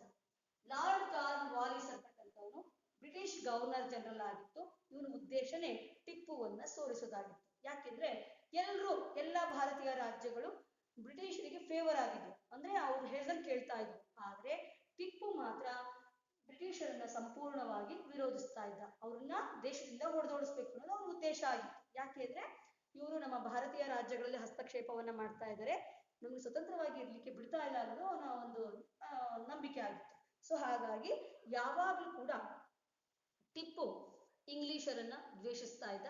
ಆಸ್ ಇಟ್ ಈಸ್ ಇಂಗ್ಲಿಷರು ಕೂಡ ಟಿಪ್ಪುವನ್ನ ದ್ವೇಷಿಸ್ತಾ ಇದ್ರು. ಸೊ ಟಿಪ್ಪು ಏನ್ ಮಾಡ್ತಾ ಇದ್ನಪ್ಪ ಅಂತ ಹೇಳಿದ್ರೆ, ಅವನು ಫ್ರೆಂಚ್ ರಾಜ್ಯದೊಂದಿಗೆ ತುಂಬಾ ಉತ್ತಮ ಸ್ನೇಹ ಸಂಬಂಧವನ್ನ ಹೊಂದಿದ್ದ. ಬಿಫೋರ್ ಕೂಡ ಹೇಳಿದ್ದೆ, ಹೈದರ್ ಅಲಿ ಫ್ರೆಂಚರ ಮಾದರಿಯಲ್ಲೇ ತನ್ನ ಸೈನ್ಯವನ್ನ ರಚನೆ ಮಾಡ್ಕೊಂಡಿದ್ದ, ಮತ್ತೆ ಫ್ರೆಂಚ್ ಸೈನಿಕರಿಂದನೇ ತನ್ನ ಸೈನ್ಯಕ್ಕೆ ತರಬೇತಿಯನ್ನ ಕೊಡಿಸ್ತಾ ಇದ್ದ ಅಂತ. ಸೊ ಅದೇ ರೀತಿಯಲ್ಲಿ ಟಿಪ್ಪು ಕೂಡ ಒಂದು ಫ್ರೆಂಚ್ ದೇಶದೊಂದಿಗೆ, ಫ್ರಾನ್ಸ್ನೊಂದಿಗೆ ಉತ್ತಮ ಸ್ನೇಹ ಸಂಬಂಧವನ್ನ ಹೊಂದಿದ್ದ, ಮತ್ತೆ ಫ್ರೆಂಚರ ಜೊತೆಗೆ ತುಂಬಾ ಒಂದು ವ್ಯಾಪಾರವನ್ನ ಕೂಡ ಮಾಡ್ತಾ ಇದ್ದ. ಜೊತೆಗೆ ಅದೇ ರೀತಿಯಲ್ಲಿ ಇವನು ಕೂಡ ನಡ್ಕೊಳ್ತಾ ಇದ್ದ. ತನಗೆ ಫ್ರೆಂಚರು ಸಹಾಯವನ್ನ ಮಾಡೇ ಮಾಡ್ತಾರೆ. ಯಾಕೆಂದ್ರೆ ಯುರೋಪ್ನಲ್ಲಿ ಫ್ರಾನ್ಸ್ ಮತ್ತು ಇಂಗ್ಲೆಂಡ್ ಬದ್ಧ ವೈರಿಗಳು, ಯಾವಾಗ್ಲೂ ಅವರಿಬ್ರು ರೈವಲರಿ ಸಾಧಿಸ್ತಾ ಇದ್ರು, ವೈರತ್ವ ಸಾಧಿಸ್ತಾ ಇದ್ರು. ಹೀಗಾಗಿ ನಾನು ಫ್ರಾನ್ಸ್ ದೇಶದ ಸಹಾಯವನ್ನ ಪಡ್ಕೊಳ್ಳೋಣ ಭಾರತದಲ್ಲಿ ಇಂಗ್ಲಿಷರನ್ನ ಓಡಿಸ್ಲಿಕ್ಕೆ. ಯಾಕೆಂದ್ರೆ ಭಾರತದಲ್ಲಿ ಫ್ರೆಂಚರನ್ನ ಇಂಗ್ಲಿಷರು ಸೋಲಿಸ್ಬಿಟ್ಟು ಅವರ ಎಲ್ಲಾ ಕೇಂದ್ರಗಳನ್ನ ಕಿತ್ಕೊಂಡು ಇವರು ಆಧಿಪತ್ಯವನ್ನ ಸ್ಥಾಪನೆ ಮಾಡ್ಕೊಂಡಿದ್ದಾರೆ, ಅವ್ರ ಸಹಾಯ ನನಗೆ ಸಿಕ್ತು ಅಂತ ಹೇಳಿದ್ರೆ ನಾನು ಭಾರತದಿಂದ ಬ್ರಿಟಿಷರನ್ನ ಹೊಡೆದು ಓಡಿಸ್ಬೋದು ಅನ್ನೋ ನಿರ್ಧಾರಕ್ಕೆ ಬರ್ತಾನೆ. ಸೊ ಹೀಗಾಗಿ ಏನ್ ಮಾಡ್ತಾನಪ್ಪ ಅಂದ್ರೆ, ಅಪ್ರಚೋದಿತ ಅಂದ್ರೆ ಬ್ರಿಟಿಷರ ಅಥವಾ ಇಂಗ್ಲಿಷರ ಭಾರತೀಯ ಸ್ನೇಹಿತನಾಗಿದ್ದಂತಹ ಅಥವಾ ಭಾರತದಲ್ಲಿ ಇಂಗ್ಲಿಷರ ಮಿತ್ರನಾಗಿದ್ದಂತಹ ತಿರುವಾಂಕೂರಿನ ರಾಜ, ತಿರುವಾಂಕೂರ್ ಕೇರಳ ಗೊತ್ತಾಯ್ತಾ. ಸೊ ತಿರುವಾಂಕೂರಿನಲ್ಲಿ ಒಬ್ಬ ರಾಜ ಇರ್ತಾನೆ, ಅವನು ಯಾವಾಗ್ಲೂ ಕೂಡ ಇಂಗ್ಲಿಷರ ಒಂದು ಮಿತ್ರ. ಸೊ ಅವನು ಏನು ಇವನ್ ಮೇಲೆ ಜಗಳ ಕಾಯ್ದಿರಲ್ಲ. ಆದ್ರೆ ಟಿಪ್ಪು ಏನ್ ಮಾಡ್ತಾನಪ್ಪ ಅಂದ್ರೆ 1789ರಲ್ಲಿ ತಾನೇ ಸುಮ್ನೆ ಇವನ್ ಮೇಲೆ ದಾಳಿ ಮಾಡ್ತಾನೆ. ಯಾಕಂದ್ರೆ ಇಂಗ್ಲಿಷರು ಬರ್ಲಿ ಜಗಳ ಆಗ್ತದೆ ಅಂತ. ಯಾಕೆ ಅಂದ್ರೆ ಟಿಪ್ಪುಗೊಂದು ನಂಬಿಕೆ ಇರುತ್ತೆ, ನಾನು ಫ್ರೆಂಚರ ಸಹಾಯವನ್ನ ಕೇಳಿದ್ದೀನಿ ಫ್ರಾನ್ಸ್ ದೇಶದಿಂದ, ಸೊ ಅವ್ರನ್ನ ಸಹಾಯವನ್ನ ಮಾಡೇ ಮಾಡ್ತಾರೆ, ಅವ್ರ ಸೈನ್ಯ ನನ್ನ ಸೈನ್ಯ ಎಲ್ಲ ಸೇರಿಸ್ಕೊಂಡ್ರೆ ನಾನು ಬ್ರಿಟಿಷರನ್ನ ಆರಾಮಾಗಿ ಭಾರತದಿಂದ ಹೊಡೆದು ಓಡಿಸ್ಬಿಡ್ಬೋದು ಅಂತ ಯೋಚನೆಯನ್ನ ರೂಪಿಸ್ಬಿಟ್ಟು 1789ರಲ್ಲಿ ಇಂಗ್ಲಿಷರ ಸ್ನೇಹಿತನಾಗಿದ್ದಂತಹ ತಿರುವಾಂಕೂರಿನ ರಾಜನ ಮೇಲೆ ಅಪ್ರಚೋದಿತ ಆಕ್ರಮಣವನ್ನ ಮಾಡ್ಬಿಟ್ಟ. ಆಗ ಇಂಗ್ಲಿಷರಿಗೆ ಸಹಿಸ್ಕೊಳಕ್ಕಾಗಲಿಲ್ಲ. ಯಾಕೆಂದ್ರೆ ತಿರುವಾಂಕೂರಿನ ರಾಜ ನಮ್ಮ ಮಿತ್ರ ರಾಜ. ಸೊ ಜೊತೆಗೆ ಎರಡನೇ ಆಂಗ್ಲೋ ಮೈಸೂರು ಯುದ್ಧದ ಪ್ರಕಾರ ನಮ್ಮ ಸ್ನೇಹಿತ ರಾಜ್ಯಗಳ ಮೇಲೆ ಟಿಪ್ಪು ಆಕ್ರಮಣವನ್ನ ಮಾಡಬಾರ್ದು ಅಂತ ಹೇಳಿದ್ವಿ, ಆದ್ರೂ ಕೂಡ ಟಿಪ್ಪು ಆಕ್ರಮಣವನ್ನ ಮಾಡ್ಬಿಡ್ತಾನೆ. ಇದನ್ನ ಸಹಿಸ್ಕೊಳಕ್ ಸಾಧ್ಯ ಇಲ್ಲ ಅಂತ ಹೇಳ್ಬಿಟ್ಟು ಲಾರ್ಡ್ ಕಾರ್ನ್ ವಾಲಿಸ್ ಕೂಡ ಟಿಪ್ಪುವಿನ ಮೇಲೆ ಯುದ್ಧವನ್ನ ಘೋಷಿಸ್ತಾನೆ. ಯಾವಾಗ? 1790ರಲ್ಲಿ. ಯಾಕೆ ಟಿಪ್ಪು ಅಷ್ಟು ಕಾನ್ಫಿಡೆಂಟ್ ಆಗಿ ಇಂಗ್ಲಿಷರ ಮೇಲೆ ದಾಳಿ ಮಾಡಕ್ ನಿರ್ಧಾರ ಮಾಡ್ದ ಅಂತ ಹೇಳಿದ್ರೆ, ಟಿಪ್ಪು ಫ್ರಾನ್ಸಿನ ಸಹಾಯ ತನಗೆ ಸಿಕ್ಕೇ ಸಿಗುತ್ತೆ ಅನ್ನೋ ನಂಬಿಕೆ ಮೇಲೆ. ನೋಡಿ, ಫ್ರಾನ್ಸ್ನಲ್ಲಿ ಎರಡು ತರ ಟೀಮ್ ಇತ್ತು. ಒಂದು ಜಿರೋಂಡಿಸ್ಟರು ಅಂತ, ಇನ್ನೊಂದು ಜಾಕೋಬಿಯನ್ನರು ಅಂತ. ನೀವು ಲಾಸ್ಟ್ ಇಯರ್ ಫ್ರಾನ್ಸ್ ಕ್ರಾಂತಿ ಹೇಳ್ಬೇಕಾದ್ರೆ ಹೇಳಿದೀನಿ, ಜಿರೋಂಡಿಸ್ಟರು ಅಂದ್ರೆ ಮಂದಗಾಮಿಗಳು ಅಂತ, ಜಾಕೋಬಿಯನ್ನರು ಅಂದ್ರೆ ಉಗ್ರಗಾಮಿಗಳು, ತೀವ್ರಗಾಮಿಗಳು ಅಂತ. ತೀವ್ರಗಾಮಿಗಳು ಬರುತ್ತೆ. ಓಕೆ, ಸೊ ಇವನು ಕೂಡ ತನ್ನ ಜಾಕೋಬಿಯನ್ ಕ್ಲಬ್ಗೆ ಸೇರಿರ್ತಾನೆ, ಯಾರು? ಟಿಪ್ಪು. ಹಾಗಾಗಿ ನನಗೆ ಫ್ರೆಂಚರ ಸಹಾಯವನ್ನ ಮಾಡೇ ಮಾಡ್ತಾರೆ, ಹಾಗಾಗಿ ನನಗೆ ಸಹಾಯ ಸಿಗುತ್ತೆ, ನಾನು ಇಂಗ್ಲಿಷರನ್ನ ಸುಲಭವಾಗಿ ಸೋಲಿಸಬಹುದು ಅನ್ನೋ ನಂಬಿಕೆ ಮೇಲೆ ತಿರುವಾಂಕೂರಿನ ಮೇಲೆ ದಾಳಿಯನ್ನ ಮಾಡ್ತಾನೆ. ತಿರುವಾಂಕೂರಿನ ಮೇಲೆ ಯಾವಾಗ ಟಿಪ್ಪು ದಾಳಿಯನ್ನ ಮಾಡ್ಬಿಟ್ನೋ ಆಗ ತಕ್ಷಣವೇ ಬ್ರಿಟಿಷರು ಅಥವಾ ಲಾರ್ಡ್ ಕಾರ್ನ್ ವಾಲಿಸ್ ಏನ್ ಮಾಡ್ತಾನೆ, ಟಿಪ್ಪುವಿನ ಮೇಲೆ ಯುದ್ಧವನ್ನ ಸಾರ್ತಾನೆ. ಆದ್ರೆ ಇಲ್ಲಿ ಒಂದ್ ಕೆಲಸ ಮಾಡ್ತಾನೆ, ಏನಪ್ಪಾ ಅಂತ ಹೇಳಿದ್ರೆ, ಈ ಸರಿ ಯಾವುದೇ ಕಾರಣಕ್ಕೂ ಟಿಪ್ಪುವಿಗೆ ಯಾವುದೇ ಭಾರತೀಯ ರಾಜ್ಯಗಳು ಸಹಾಯವನ್ನ ನೀಡಬಾರ್ದು. ಎಸ್ಪೆಷಲಿ ಯಾರು? ನಿಜಾಮರು ಮತ್ತು ಮರಾಠರು. ಸೊ ನಿಜಾಮರನ್ನ ಮರಾಠರನ್ನ ತನ್ನ ಕಡೆಗೆ ಸೆಳ್ಕೊಂಡ್ಬಿಡ್ತಾನೆ ಲಾರ್ಡ್ ಕಾರ್ನ್ ವಾಲಿಸ್. ಯಾವುದೇ ಕಾರಣಕ್ಕೂ ಟಿಪ್ಪುವಿಗೆ ಸಹಾಯ ಮಾಡಬೇಡಿ, ನಿಮ್ಗೇನ್ ಅನುಕೂಲ ಬೇಕು ನಾನು ಮಾಡ್ಕೊಡ್ತೀನಿ ಅಂತ ಹೇಳ್ಬಿಟ್ಟು ಅವ್ರನ್ನೆಲ್ಲ ಏನ್ ಮಾಡ್ತಾನೆ, ತನ್ನ ಕಡೆಗೆ ಸೆಳ್ಕೊಂಡ್ಬಿಡ್ತಾನೆ ಲಾರ್ಡ್ ಕಾರ್ನ್ ವಾಲಿಸ್. ಈಗ ಟಿಪ್ಪು ಏಕಾಂಗಿಯಾಗಿ ಹೋರಾಡ್ಬೇಕಾಯ್ತು. ಆದ್ರೆ ಬಿಫೋರ್ ಟಿಪ್ಪು ಏನ್ ಪ್ಲಾನ್ ಮಾಡಿದ್ದಪ್ಪ ಅಂದ್ರೆ, ಫ್ರೆಂಚರ ಸಹಾಯ ಸಿಗುತ್ತೆ, ಮರಾಠರ ಸಹಾಯವನ್ನ ಕೇಳೋಣ, ನಿಜಾಮರ ಸಹಾಯವನ್ನ ಕೇಳೋಣ ಅಂತ ಎಲ್ಲ ಸಹಾಯನೂ ಕೇಳಿದ್ದ. ಆದ್ರೆ ಟಿಪ್ಪುಗೆ ಯಾರ ಸಹಾಯವೂ ಸಿಗ್ಲಿಲ್ಲ. ಯಾಕೆ ಅಂದ್ರೆ ಅನ್ಫಾರ್ಚುನೇಟ್ಲಿ 1789ರಲ್ಲಿ ಫ್ರಾನ್ಸ್ ನಲ್ಲಿ ಕ್ರಾಂತಿ ಶುರುವಾಗ್ಬಿಡ್ತು.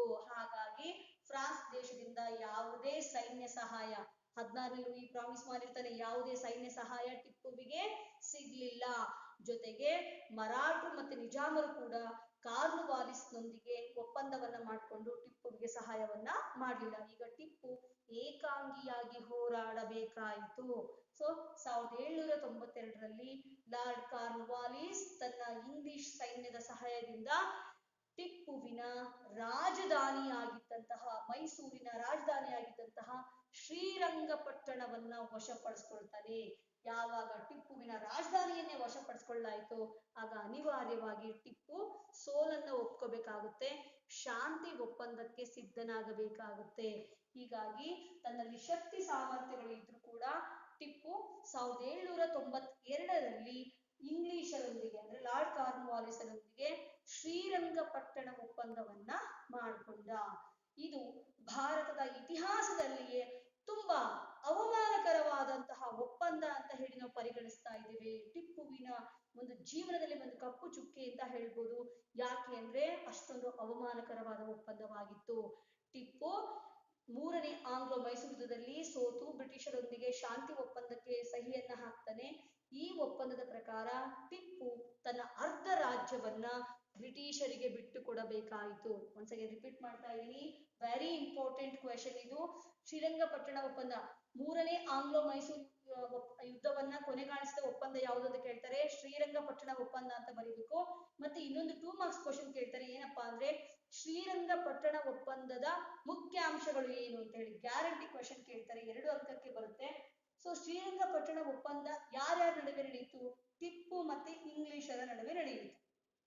ಈ ಒಪ್ಪಂದದ ಪ್ರಕಾರ ಟಿಪ್ಪು ಅಥವಾ ಟಿಪ್ಪು ಸುಲ್ತಾನ್ ತನ್ನ ರಾಜ್ಯದ ಅರ್ಧ ಭಾಗವನ್ನ, ತನ್ನ ಅರ್ಧ ರಾಜ್ಯವನ್ನ ಬ್ರಿಟಿಷರಿಗೆ ಬಿಟ್ಟು ಕೊಡಬೇಕಾಯಿತು. ಮತ್ತೆ ಈ ಯುದ್ಧಕ್ಕೆ ಕಾರಣ ಯಾರು ಅಂದ್ರೆ ಟಿಪ್ಪುನೇ. ಅವನೇ ಯುದ್ಧ ಶುರು ಮಾಡಿದ್ದು, ತಿರುವಾಂಕೂರಿನ ರಾಜನ ಮೇಲೆ ಸುಮ್ಮನೆ ದಾಳಿ ಮಾಡಿ. ಹಾಗಾಗಿ ಯುದ್ಧದ ವೆಚ್ಚವನ್ನೆಲ್ಲ, ಖರ್ಚು ವೆಚ್ಚಗಳನ್ನೆಲ್ಲ ಟಿಪ್ಪುನೇ ಕೊಡ್ಬೇಕು ಅಂತ ಹೇಳಿ ಬ್ರಿಟಿಷರು ಹೇಳ್ತಾರೆ. ಹೀಗಾಗಿ ಯುದ್ಧ ವೆಚ್ಚ ಅಂತ ಹೇಳಿ 330 ಲಕ್ಷ ರೂಪಾಯಿಗಳನ್ನ ಅವನು ಇಂಗ್ಲಿಷರಿಗೆ ಕೊಡ್ಲಿಕ್ಕೆ ಒಪ್ಕೊಳ್ತಾನೆ. ಆದ್ರೆ ಅವನ ಹತ್ರ ಅಷ್ಟೊಂದು ಹಣ ಇರಲಿಲ್ಲ. ಹಾಗಾಗಿ ಆ ಯುದ್ಧದ ಖರ್ಚನ್ನ ಅಥವಾ ಹಣವನ್ನ 330 ಲಕ್ಷ ರೂಪಾಯಿಗಳನ್ನ ಕೊಡುವವರೆಗೆ ಟಿಪ್ಪು ತನ್ನ 2 ಸ್ವಂತ ಮಕ್ಕಳನ್ನ ಆಂಗ್ಲರ ಬಳಿ ಒತ್ತೆಯಾಳಾಗಿ ಇಡಬೇಕು ಅಂತ ಹೇಳಿ ಒಪ್ಪಂದಕ್ಕೆ ಸಹಿ ಆಗ್ತಾನೆ. ಯಾವುದೇ ತಂದೆಗೆ ತುಂಬಾ ಒಂದು ಅವಮಾನಕರವಾದಂತಹ ವಿಷಯ ಅಂತ ಹೇಳಿ ನಾವು ಪರಿಗಣಿಸ್ತಾ ಇದ್ದೀವಿ. ಸೊ ಟಿಪ್ಪು ಅರ್ಧ ರಾಜ್ಯ ಬಿಟ್ಕೊಟ್ಟ, ಯುದ್ಧ ವೆಚ್ಚ ಅಂತ 330 ಲಕ್ಷ ರೂಪಾಯಿಗಳನ್ನ ಕೊಡ್ಲಿಕ್ಕೆ ಒಪ್ಕೊಂಡ, ಜೊತೆಗೆ ಆ ಹಣವನ್ನ ಕೊಡುವವರೆಗೆ ತನ್ನ 2 ಮಕ್ಕಳನ್ನ ಇಂಗ್ಲಿಷರಲ್ಲಿ ಒತ್ತೆ ಇಡಬೇಕಾಯಿತು. ಸೊ ಇದು ಟಿಪ್ಪುವಿನ ಒಂದು ರೀತಿ ಒಂದು ಸೋಲು ಅಂತ ಹೇಳ್ಬೋದು. ಈ ಸೋಲನ್ನ ಒಪ್ಕೊಳ್ಳಿಕ್ಕೆ ಟಿಪ್ಪು ರೆಡಿ ಇರ್ಲಿಲ್ಲ. ಇಷ್ಟೊಂದು ಅವಮಾನ ಆಯ್ತು, ಈ ಸೋಲಿನ ಸೇಡನ್ನ ನಾನು ತೀರಿಸ್ಕೋಬೇಕು ಅಂತ ಹೇಳ್ಬಿಟ್ಟು ಮತ್ತೊಂದು ಯುದ್ಧಕ್ಕೆ ಸಿದ್ಧತೆಯನ್ನು ನಡೆಸ್ತಾರೆ. ಅದರ ಪರಿಣಾಮವೇ 4ನೇ ಆಂಗ್ಲೋ ಮೈಸೂರು ಯುದ್ಧ. ಒಂದು ಸಿರೀಸ್, 1 ಆಯ್ತು, 2 ಆಯ್ತು, 3 ಆಯ್ತು, 4ನೇ ಆಂಗ್ಲೋ ಮೈಸೂರು ಯುದ್ಧ. ಯಾಕಂದ್ರೆ ಟಿಪ್ಪು ಸೋತ್ ಹೋಗ್ಬಿಟ್ಟಿದ್ದ, ತನಗೆ ಸೋಲನ್ನು ಒಪ್ಕೊಳ್ಳೋಕೆ ಮನಸ್ಸಿರ್ಲಿಲ್ಲ. ಯಾಕಂದ್ರೆ ತನ್ನ 2 ಮಕ್ಕಳನ್ನ ಒತ್ತೆಯಾಳೆ ಆಗಿಟ್ಟಿದ್ದ. ಸೊ ಯಾವ ತಂದೆಯೂ ಕೂಡ ಸಹಿಸ್ಕೊಳ್ಳೋಕೆ ಸಾಧ್ಯ ಇಲ್ಲ. ಹಾಗಾಗಿ ಇಂಗ್ಲಿಷರನ್ನ ಕೊನೆ ಕಾಣಿಸ್ಲೇಬೇಕು, ಭಾರತದಲ್ಲಿ ಇಂಗ್ಲಿಷರ ವ್ಯಾಪಾರ ಅಲ್ಲ, ಅವರ ದೇಶ ಬಿಟ್ಟು ಓಡಿಸ್ಲೇಬೇಕು ಅಂತ ಹೇಳಿ ಟಿಪ್ಪು ಸುಲ್ತಾನ್ ನಿರ್ಧಾರವನ್ನ ಮಾಡ್ತಾನೆ. ಜೊತೆಗೆ ಒಳ್ಳೊಳ್ಳೆ ಕೆಲಸಗಳನ್ನ ಕೂಡ ಮಾಡಿದಾನೆ ಟಿಪ್ಪು ಸುಲ್ತಾನ್. ಭಾರತದ ಒಂದು ಜನರಿಗೆ, ನಮ್ಮ ಕರ್ನಾಟಕದ ಭಾಗದ ಜನರಿಗೆ ಮೈಸೂರು ರಾಜ್ಯದ ಒಂದು ಸಂಸ್ಥಾನಕ್ಕೆ ಪ್ರಮುಖವಾಗಿ ರೇಷ್ಮೆ ಬೆಳೆಯನ್ನ ಅವನು ಪರಿಚಯ ಮಾಡಿಕೊಡೋದ್ರ ಮೂಲಕ ಹಿಪ್ಪು ನೇರಳೆ ಗಿಡವನ್ನ ಬೆಳೆಯೋದನ್ನ, ಕ್ಯಾಲೆಂಡರ್ ಸಿಸ್ಟಮ್ ಅನ್ನು ಇಂಟ್ರೊಡ್ಯೂಸ್ ಮಾಡ್ತಾನೆ. ರೈತರಿಗೆ ತಕಾವಿ ಸಾಲ ಅಂದ್ರೆ ಬೆಳೆಗಳನ್ನ ಬೆಳೆಯೋದಕ್ಕೆ ಸಾಲ ಸೌಲಭ್ಯವನ್ನ ಕೊಡ್ತಕ್ಕಂಥ ಕೆಲಸವನ್ನ ಮಾಡ್ತಾನೆ. ತುಂಬಾ ಒಳ್ಳೊಳ್ಳೆ ಕೆಲಸಗಳನ್ನು ಕೂಡ ಮಾಡಿದ್ದಾನೆ. ಜೊತೆಗೆ ಟಿಪ್ಪು ತನ್ನ ಒಂದು ಸೋಲಿನ ಸೇಡನ್ನ ತೀರಿಸ್ಕೊಳ್ಳೋಕ್ಕೋಸ್ಕರ ಬ್ರಿಟಿಷರನ್ನ ಸಂಪೂರ್ಣವಾಗಿ ಭಾರತದಿಂದ ಹೊಡೆದೋಡಿಸ್ಬೇಕನ್ನೋ ಕಾರಣಕ್ಕೋಸ್ಕರ ಮತ್ತೊಂದು 4ನೇ ಆಂಗ್ಲೋ ಮೈಸೂರು ಯುದ್ಧಕ್ಕೆ ಸಿದ್ಧತೆಯನ್ನು ನಡೆಸ್ಕೊಳ್ಳೋಕೆ ಶುರು ಮಾಡ್ದ. ಇದೇ ರೀತಿಯಲ್ಲಿ ಇಂಗ್ಲಿಷರು ಕೂಡ ಟಿಪ್ಪುವಿನ ವಿರುದ್ಧ ಸೇಡನ್ನ ತೀರಿಸ್ಕೊಳ್ಳೋಕ್ಕೋಸ್ಕರ ಕಾಯ್ತಾ ಇದ್ರು. ಸೊ ಅದಕ್ಕೋಸ್ಕರ ನೆಕ್ಸ್ಟ್ ಭಾರತಕ್ಕೆ ಗವರ್ನರ್ ಜನರಲ್ ಆಗಿ ಯಾರು ಬರ್ತಾನಪ್ಪ ಅಂತ ಹೇಳಿದ್ರೆ ಲಾರ್ಡ್ ವೆಲ್ಲೆಸ್ಲಿ ಅಂತಕ್ಕಂಥವ್ನು ಬರ್ತಾನೆ. ಲಾರ್ಡ್ ವೆಲ್ಲೆಸ್ಲಿ ಈಗಾಗ್ಲೇ ಅವನು ಒಂದು ಟಿಪ್ಪುವಿನ ಬಗ್ಗೆ ಸಾಕಷ್ಟು ಮಾಹಿತಿಗಳನ್ನ ಕಲೆ ಹಾಕೊಂಡೇ ಭಾರತಕ್ಕೆ ಬಂದಿರ್ತಾನೆ. ಸೊ ಭಾರತಕ್ಕೆ ಹೋಗಿದ ತಕ್ಷಣನೇ ನನ್ನ ಶತ್ರುಗಳು ಯಾರಪ್ಪ ಅಂತ ಹೇಳಿದ್ರೆ ಅದು ಟಿಪ್ಪು ಸುಲ್ತಾನ್ ಮಾತ್ರ. ಟಿಪ್ಪು ಸುಲ್ತಾನನಿಗೆ ನಾನು ಸಂಪೂರ್ಣವಾಗಿ ಅವನನ್ನ ಸೋಲಿಸ್ಬೇಕು ಇಲ್ಲ ಸಾಯಿಸ್ಬೇಕು ಅನ್ನೋ ನಿರ್ಧಾರದೊಂದಿಗೆ ಭಾರತಕ್ಕೆ ಬಂದಿರ್ತಾನೆ. ಯಾರವನು ಅಂತ ಹೇಳಿದ್ರೆ ಲಾರ್ಡ್ ವೆಲ್ಲೆಸ್ಲಿ ಅಂತ. ಲಾರ್ಡ್ ವೆಲ್ಲೆಸ್ಲಿಯ ಮುಖ್ಯ ಉದ್ದೇಶ ಟಿಪ್ಪುವಿನ ಸೋಲು ಅಥವಾ ಸಾವು ಆಗಿರುತ್ತೆ ಅಂತ ಅನ್ಕೋಬಹುದು. ಸೊ ಅವನು ಮೊದಲೇ ತಿಳ್ಕೊಂಡೇ ಬಂದಿರ್ತಾನೆ ಟಿಪ್ಪುವಿನ ಬಗ್ಗೆ. ಸೊ ಬಂದ ತಕ್ಷಣ ಭಾರತದಲ್ಲಿ ಇನ್ನು ಹೆಚ್ಚು ಹೆಚ್ಚು ರಾಜ್ಯಗಳು ಬ್ರಿಟಿಷರ ಅಧೀನಕ್ಕೆ ಬರುವಂತೆ ಮಾಡಬೇಕು, ಇನ್ನು ಹೆಚ್ಚು ಹೆಚ್ಚು ಭಾರತೀಯ ರಾಜ್ಯಗಳನ್ನ ಬ್ರಿಟಿಷರ ನೇರ ಆಡಳಿತಕ್ಕೆ ಒಳಪಡಿಸಬೇಕು ಅನ್ನೋದು ಲಾರ್ಡ್ ವೆಲ್ಲೆಸ್ಲಿಯ ಗುರಿ ಅಥವಾ ಉದ್ದೇಶವಾಗಿತ್ತು. ಅದಕ್ಕೋಸ್ಕರ ಲಾರ್ಡ್ ವೆಲ್ಲೆಸ್ಲಿ ಭಾರತದಲ್ಲಿ ಸಹಾಯಕ ಸೈನ್ಯ ಪದ್ಧತಿ ಎನ್ನುವಂತಹ ಒಂದು ಸಿಸ್ಟಮ್ ಅನ್ನ ಇಂಟ್ರೊಡ್ಯೂಸ್ ಮಾಡ್ತಾರೆ. ಸಬ್ಸಿಡರಿ ಅಲಯನ್ಸ್ ಅಂತ ಹೇಳಿ ಕರಿತೀವಿ, ಸಹಾಯಕ ಸೈನ್ಯ ಪದ್ಧತಿ ಅಂತ. ಸಹಾಯಕ ಸೈನ್ಯ ಪದ್ಧತಿ ಅಂತಕ್ಕಂತಹ ಒಂದು ಹೊಸ ಪದ್ಧತಿಯನ್ನ ಭಾರತದಲ್ಲಿ ಪರಿಚಯ ಮಾಡ್ಕೊಡ್ಬೇಕು ಅಂತ ಅವ್ನು ಬರ್ತಾನೆ. ಅದ್ರದ್ದು ಪಾಯಿಂಟ್ಸ್ ನಾನು ನೆಕ್ಸ್ಟ್ ನಿಮ್ಗೆ ಹೇಳ್ತೀನಿ, ನೆಕ್ಸ್ಟ್ ಕ್ಲಾಸ್ ಅಲ್ಲಿ ಹೇಳ್ತೀನಿ ಸಹಾಯಕ ಸೈನ್ಯ ಪದ್ಧತಿ ಅಂದ್ರೆ ಏನು ಅಂತ ಹೇಳ್ಬಿಟ್ಟು. ಈ ಪದ್ಧತಿಗೆ ಎಲ್ಲಾ ಭಾರತೀಯ ರಾಜರುಗಳ ಹತ್ರ ಸೈನ್ ಹಾಕ್ಸೋದ್ರ ಬಗ್ಗೆ ಕೇಳ್ತಾ ಇರ್ತಾನೆ, ಒಪ್ಕೊಳ್ಳಿ ಈ ಪದ್ಧತಿಯನ್ನ ಅಂತ. ಆದ್ರೆ ಟಿಪ್ಪು ಸುಲ್ತಾನ್ ಈ ಸಹಾಯಕ ಸೈನ್ಯ ಪದ್ಧತಿಗೆ ಯಾವುದೇ ಕಾರಣಕ್ಕೂ ಒಪ್ಕೊಳ್ಳಲ್ಲ. ಯಾಕಂದ್ರೆ ಆತರ ಇರ್ತದೆ ಪದ್ಧತಿ, ನಾನು ನೆಕ್ಸ್ಟ್ ಕ್ಲಾಸ್ ಅಲ್ಲಿ ಎಕ್ಸ್ಪ್ಲೇನ್ ಮಾಡ್ತೀನಿ. ಅವನು ಒಪ್ಕೊಳ್ಳಲ್ಲ. ಆಗ ಲಾರ್ಡ್ ವೆಲ್ಲೆಸ್ಲಿ ನಿರ್ಧಾರ ಮಾಡ್ತಾನೆ, ಯಾವುದೇ ಕಾರಣಕ್ಕೂ ನಾನು ಭಾರತದಲ್ಲಿ ಅಥವಾ ಟಿಪ್ಪು ಸುಲ್ತಾನ್ ನನ್ನ ಪರಮ ಶತ್ರು, ಅವನು ನಾನು ಸೋಲಿಸಲೇಬೇಕು ಅಂತ ನಿರ್ಧಾರವನ್ನ ಮಾಡ್ತಾನೆ.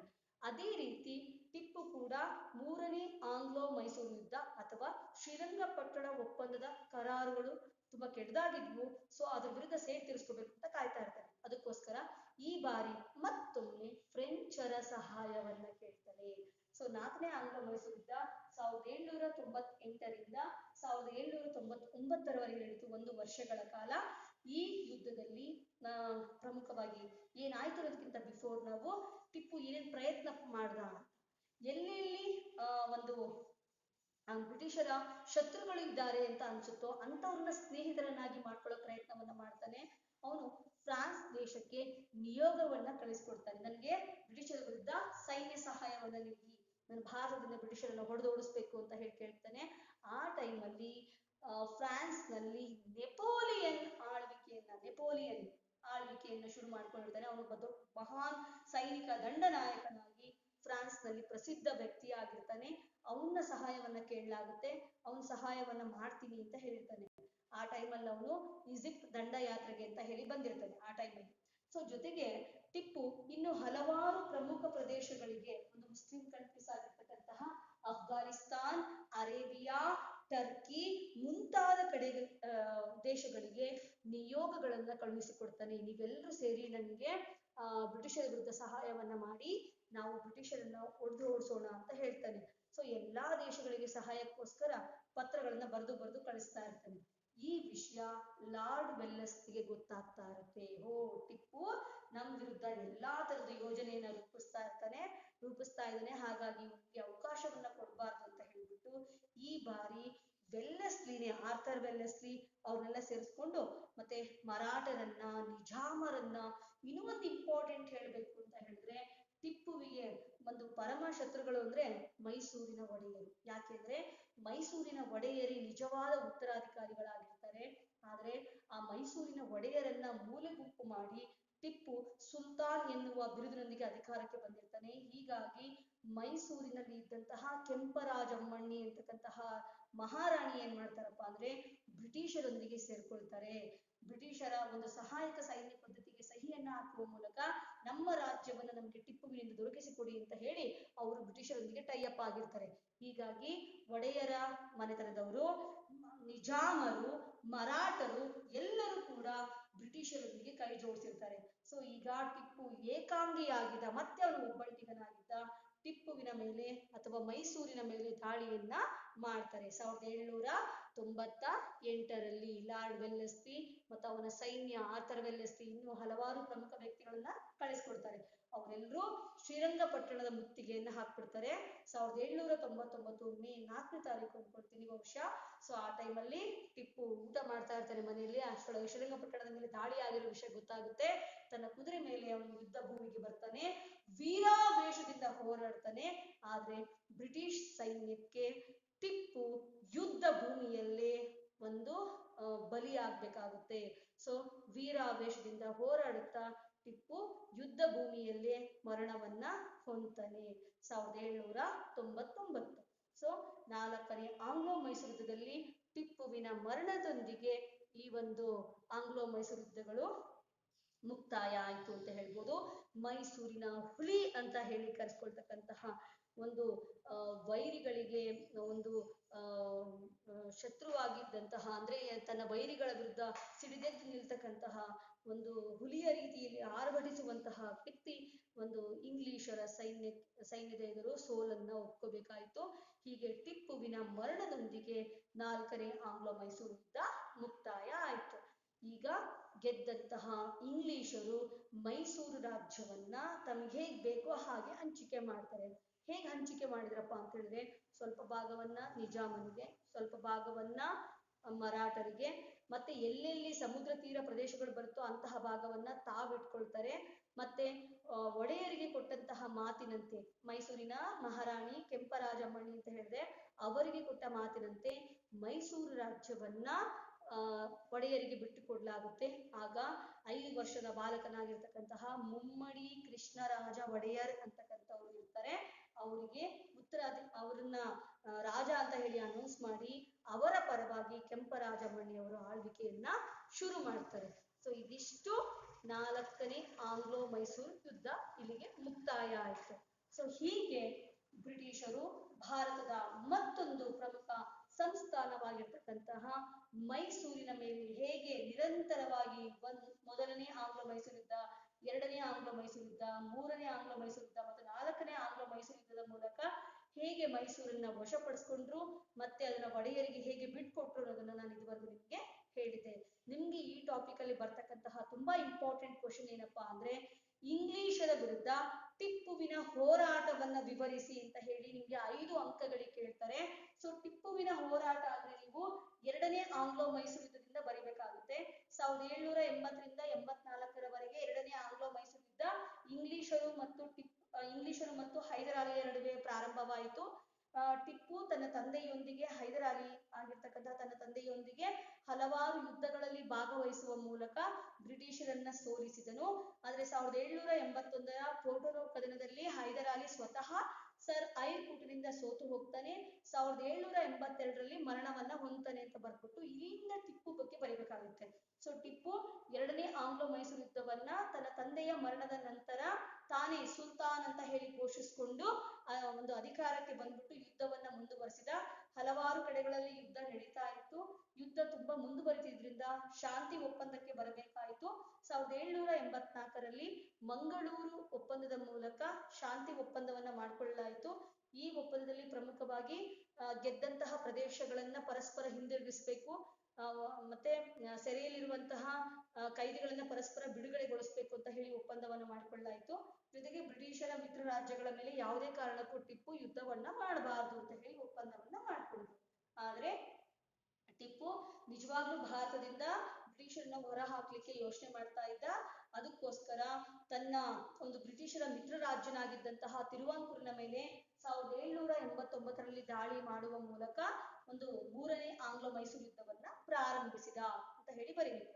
3ನೇ ಆಂಗ್ಲೋ ಮೈಸೂರು ಯುದ್ಧದ ಸಂದರ್ಭದಲ್ಲಿ ಲಾರ್ಡ್ ಕಾರ್ನ್ವಾಲಿಸ್ ಒಂದು ಬ್ರಿಟಿಷ್ ಗವರ್ನರ್ ಜನರಲ್ ಆಗಿದ್ದು, ಇವರು ಕೂಡ ಟಿಪ್ಪುವಿನ ಮೇಲೆ ಯುದ್ಧವನ್ನ ಘೋಷಿಸ್ತಾನೆ.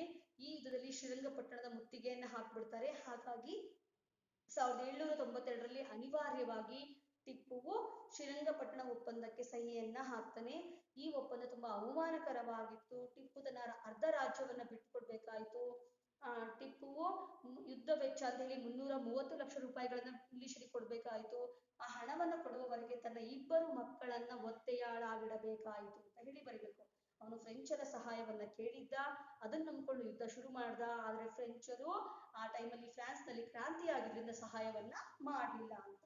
ಸೊ ಶ್ರೀರಂಗಪಟ್ಟಣದ ಒಪ್ಪಂದ ತುಂಬಾ ಅವಮಾನಕರವಾಗಿದ್ರಿಂದ ಬ್ರಿಟಿಷರ ವಿರುದ್ಧ ಸೇರಿಸಿಕೊಳ್ಳೋಕ್ಕೋಸ್ಕರ ಮತ್ತೊಂದು ಅವಕಾಶಕ್ಕಾಗಿ ಟಿಪ್ಪು ಕಾಯ್ತಾ ಇದ್ದ. 1798-99ರಲ್ಲಿ 4ನೇ ಆಂಗ್ಲೋ ಮೈಸೂರು ಯುದ್ಧಕ್ಕೆ ಅವನು ಸಿದ್ಧತೆಯನ್ನ ಮಾಡ್ಕೊಂಡಿದ್ದ. ಈ ಬಾರಿ ಲಾರ್ಡ್ ವೆಲ್ಲೆಸ್ಲಿ ಟಿಪ್ಪುವಿನ ಅಂತ್ಯವನ್ನ ಕಾಣಿಸ್ಬೇಕು ಅನ್ನೋ ಕಾರಣಕ್ಕೋಸ್ಕರ ಅವನು ಭಾರತಕ್ಕೆ ಬಂದಂಗಿತ್ತು. ಸೊ ಈಗ ಟಿಪ್ಪು ಬ್ರಿಟಿಷರ ವಿರುದ್ಧವಾಗಿ ಹಲವಾರು ದೇಶಗಳಿಗೆ ನಿಯೋಗಗಳನ್ನ ಕಳಿಸ್ತಾನೆ.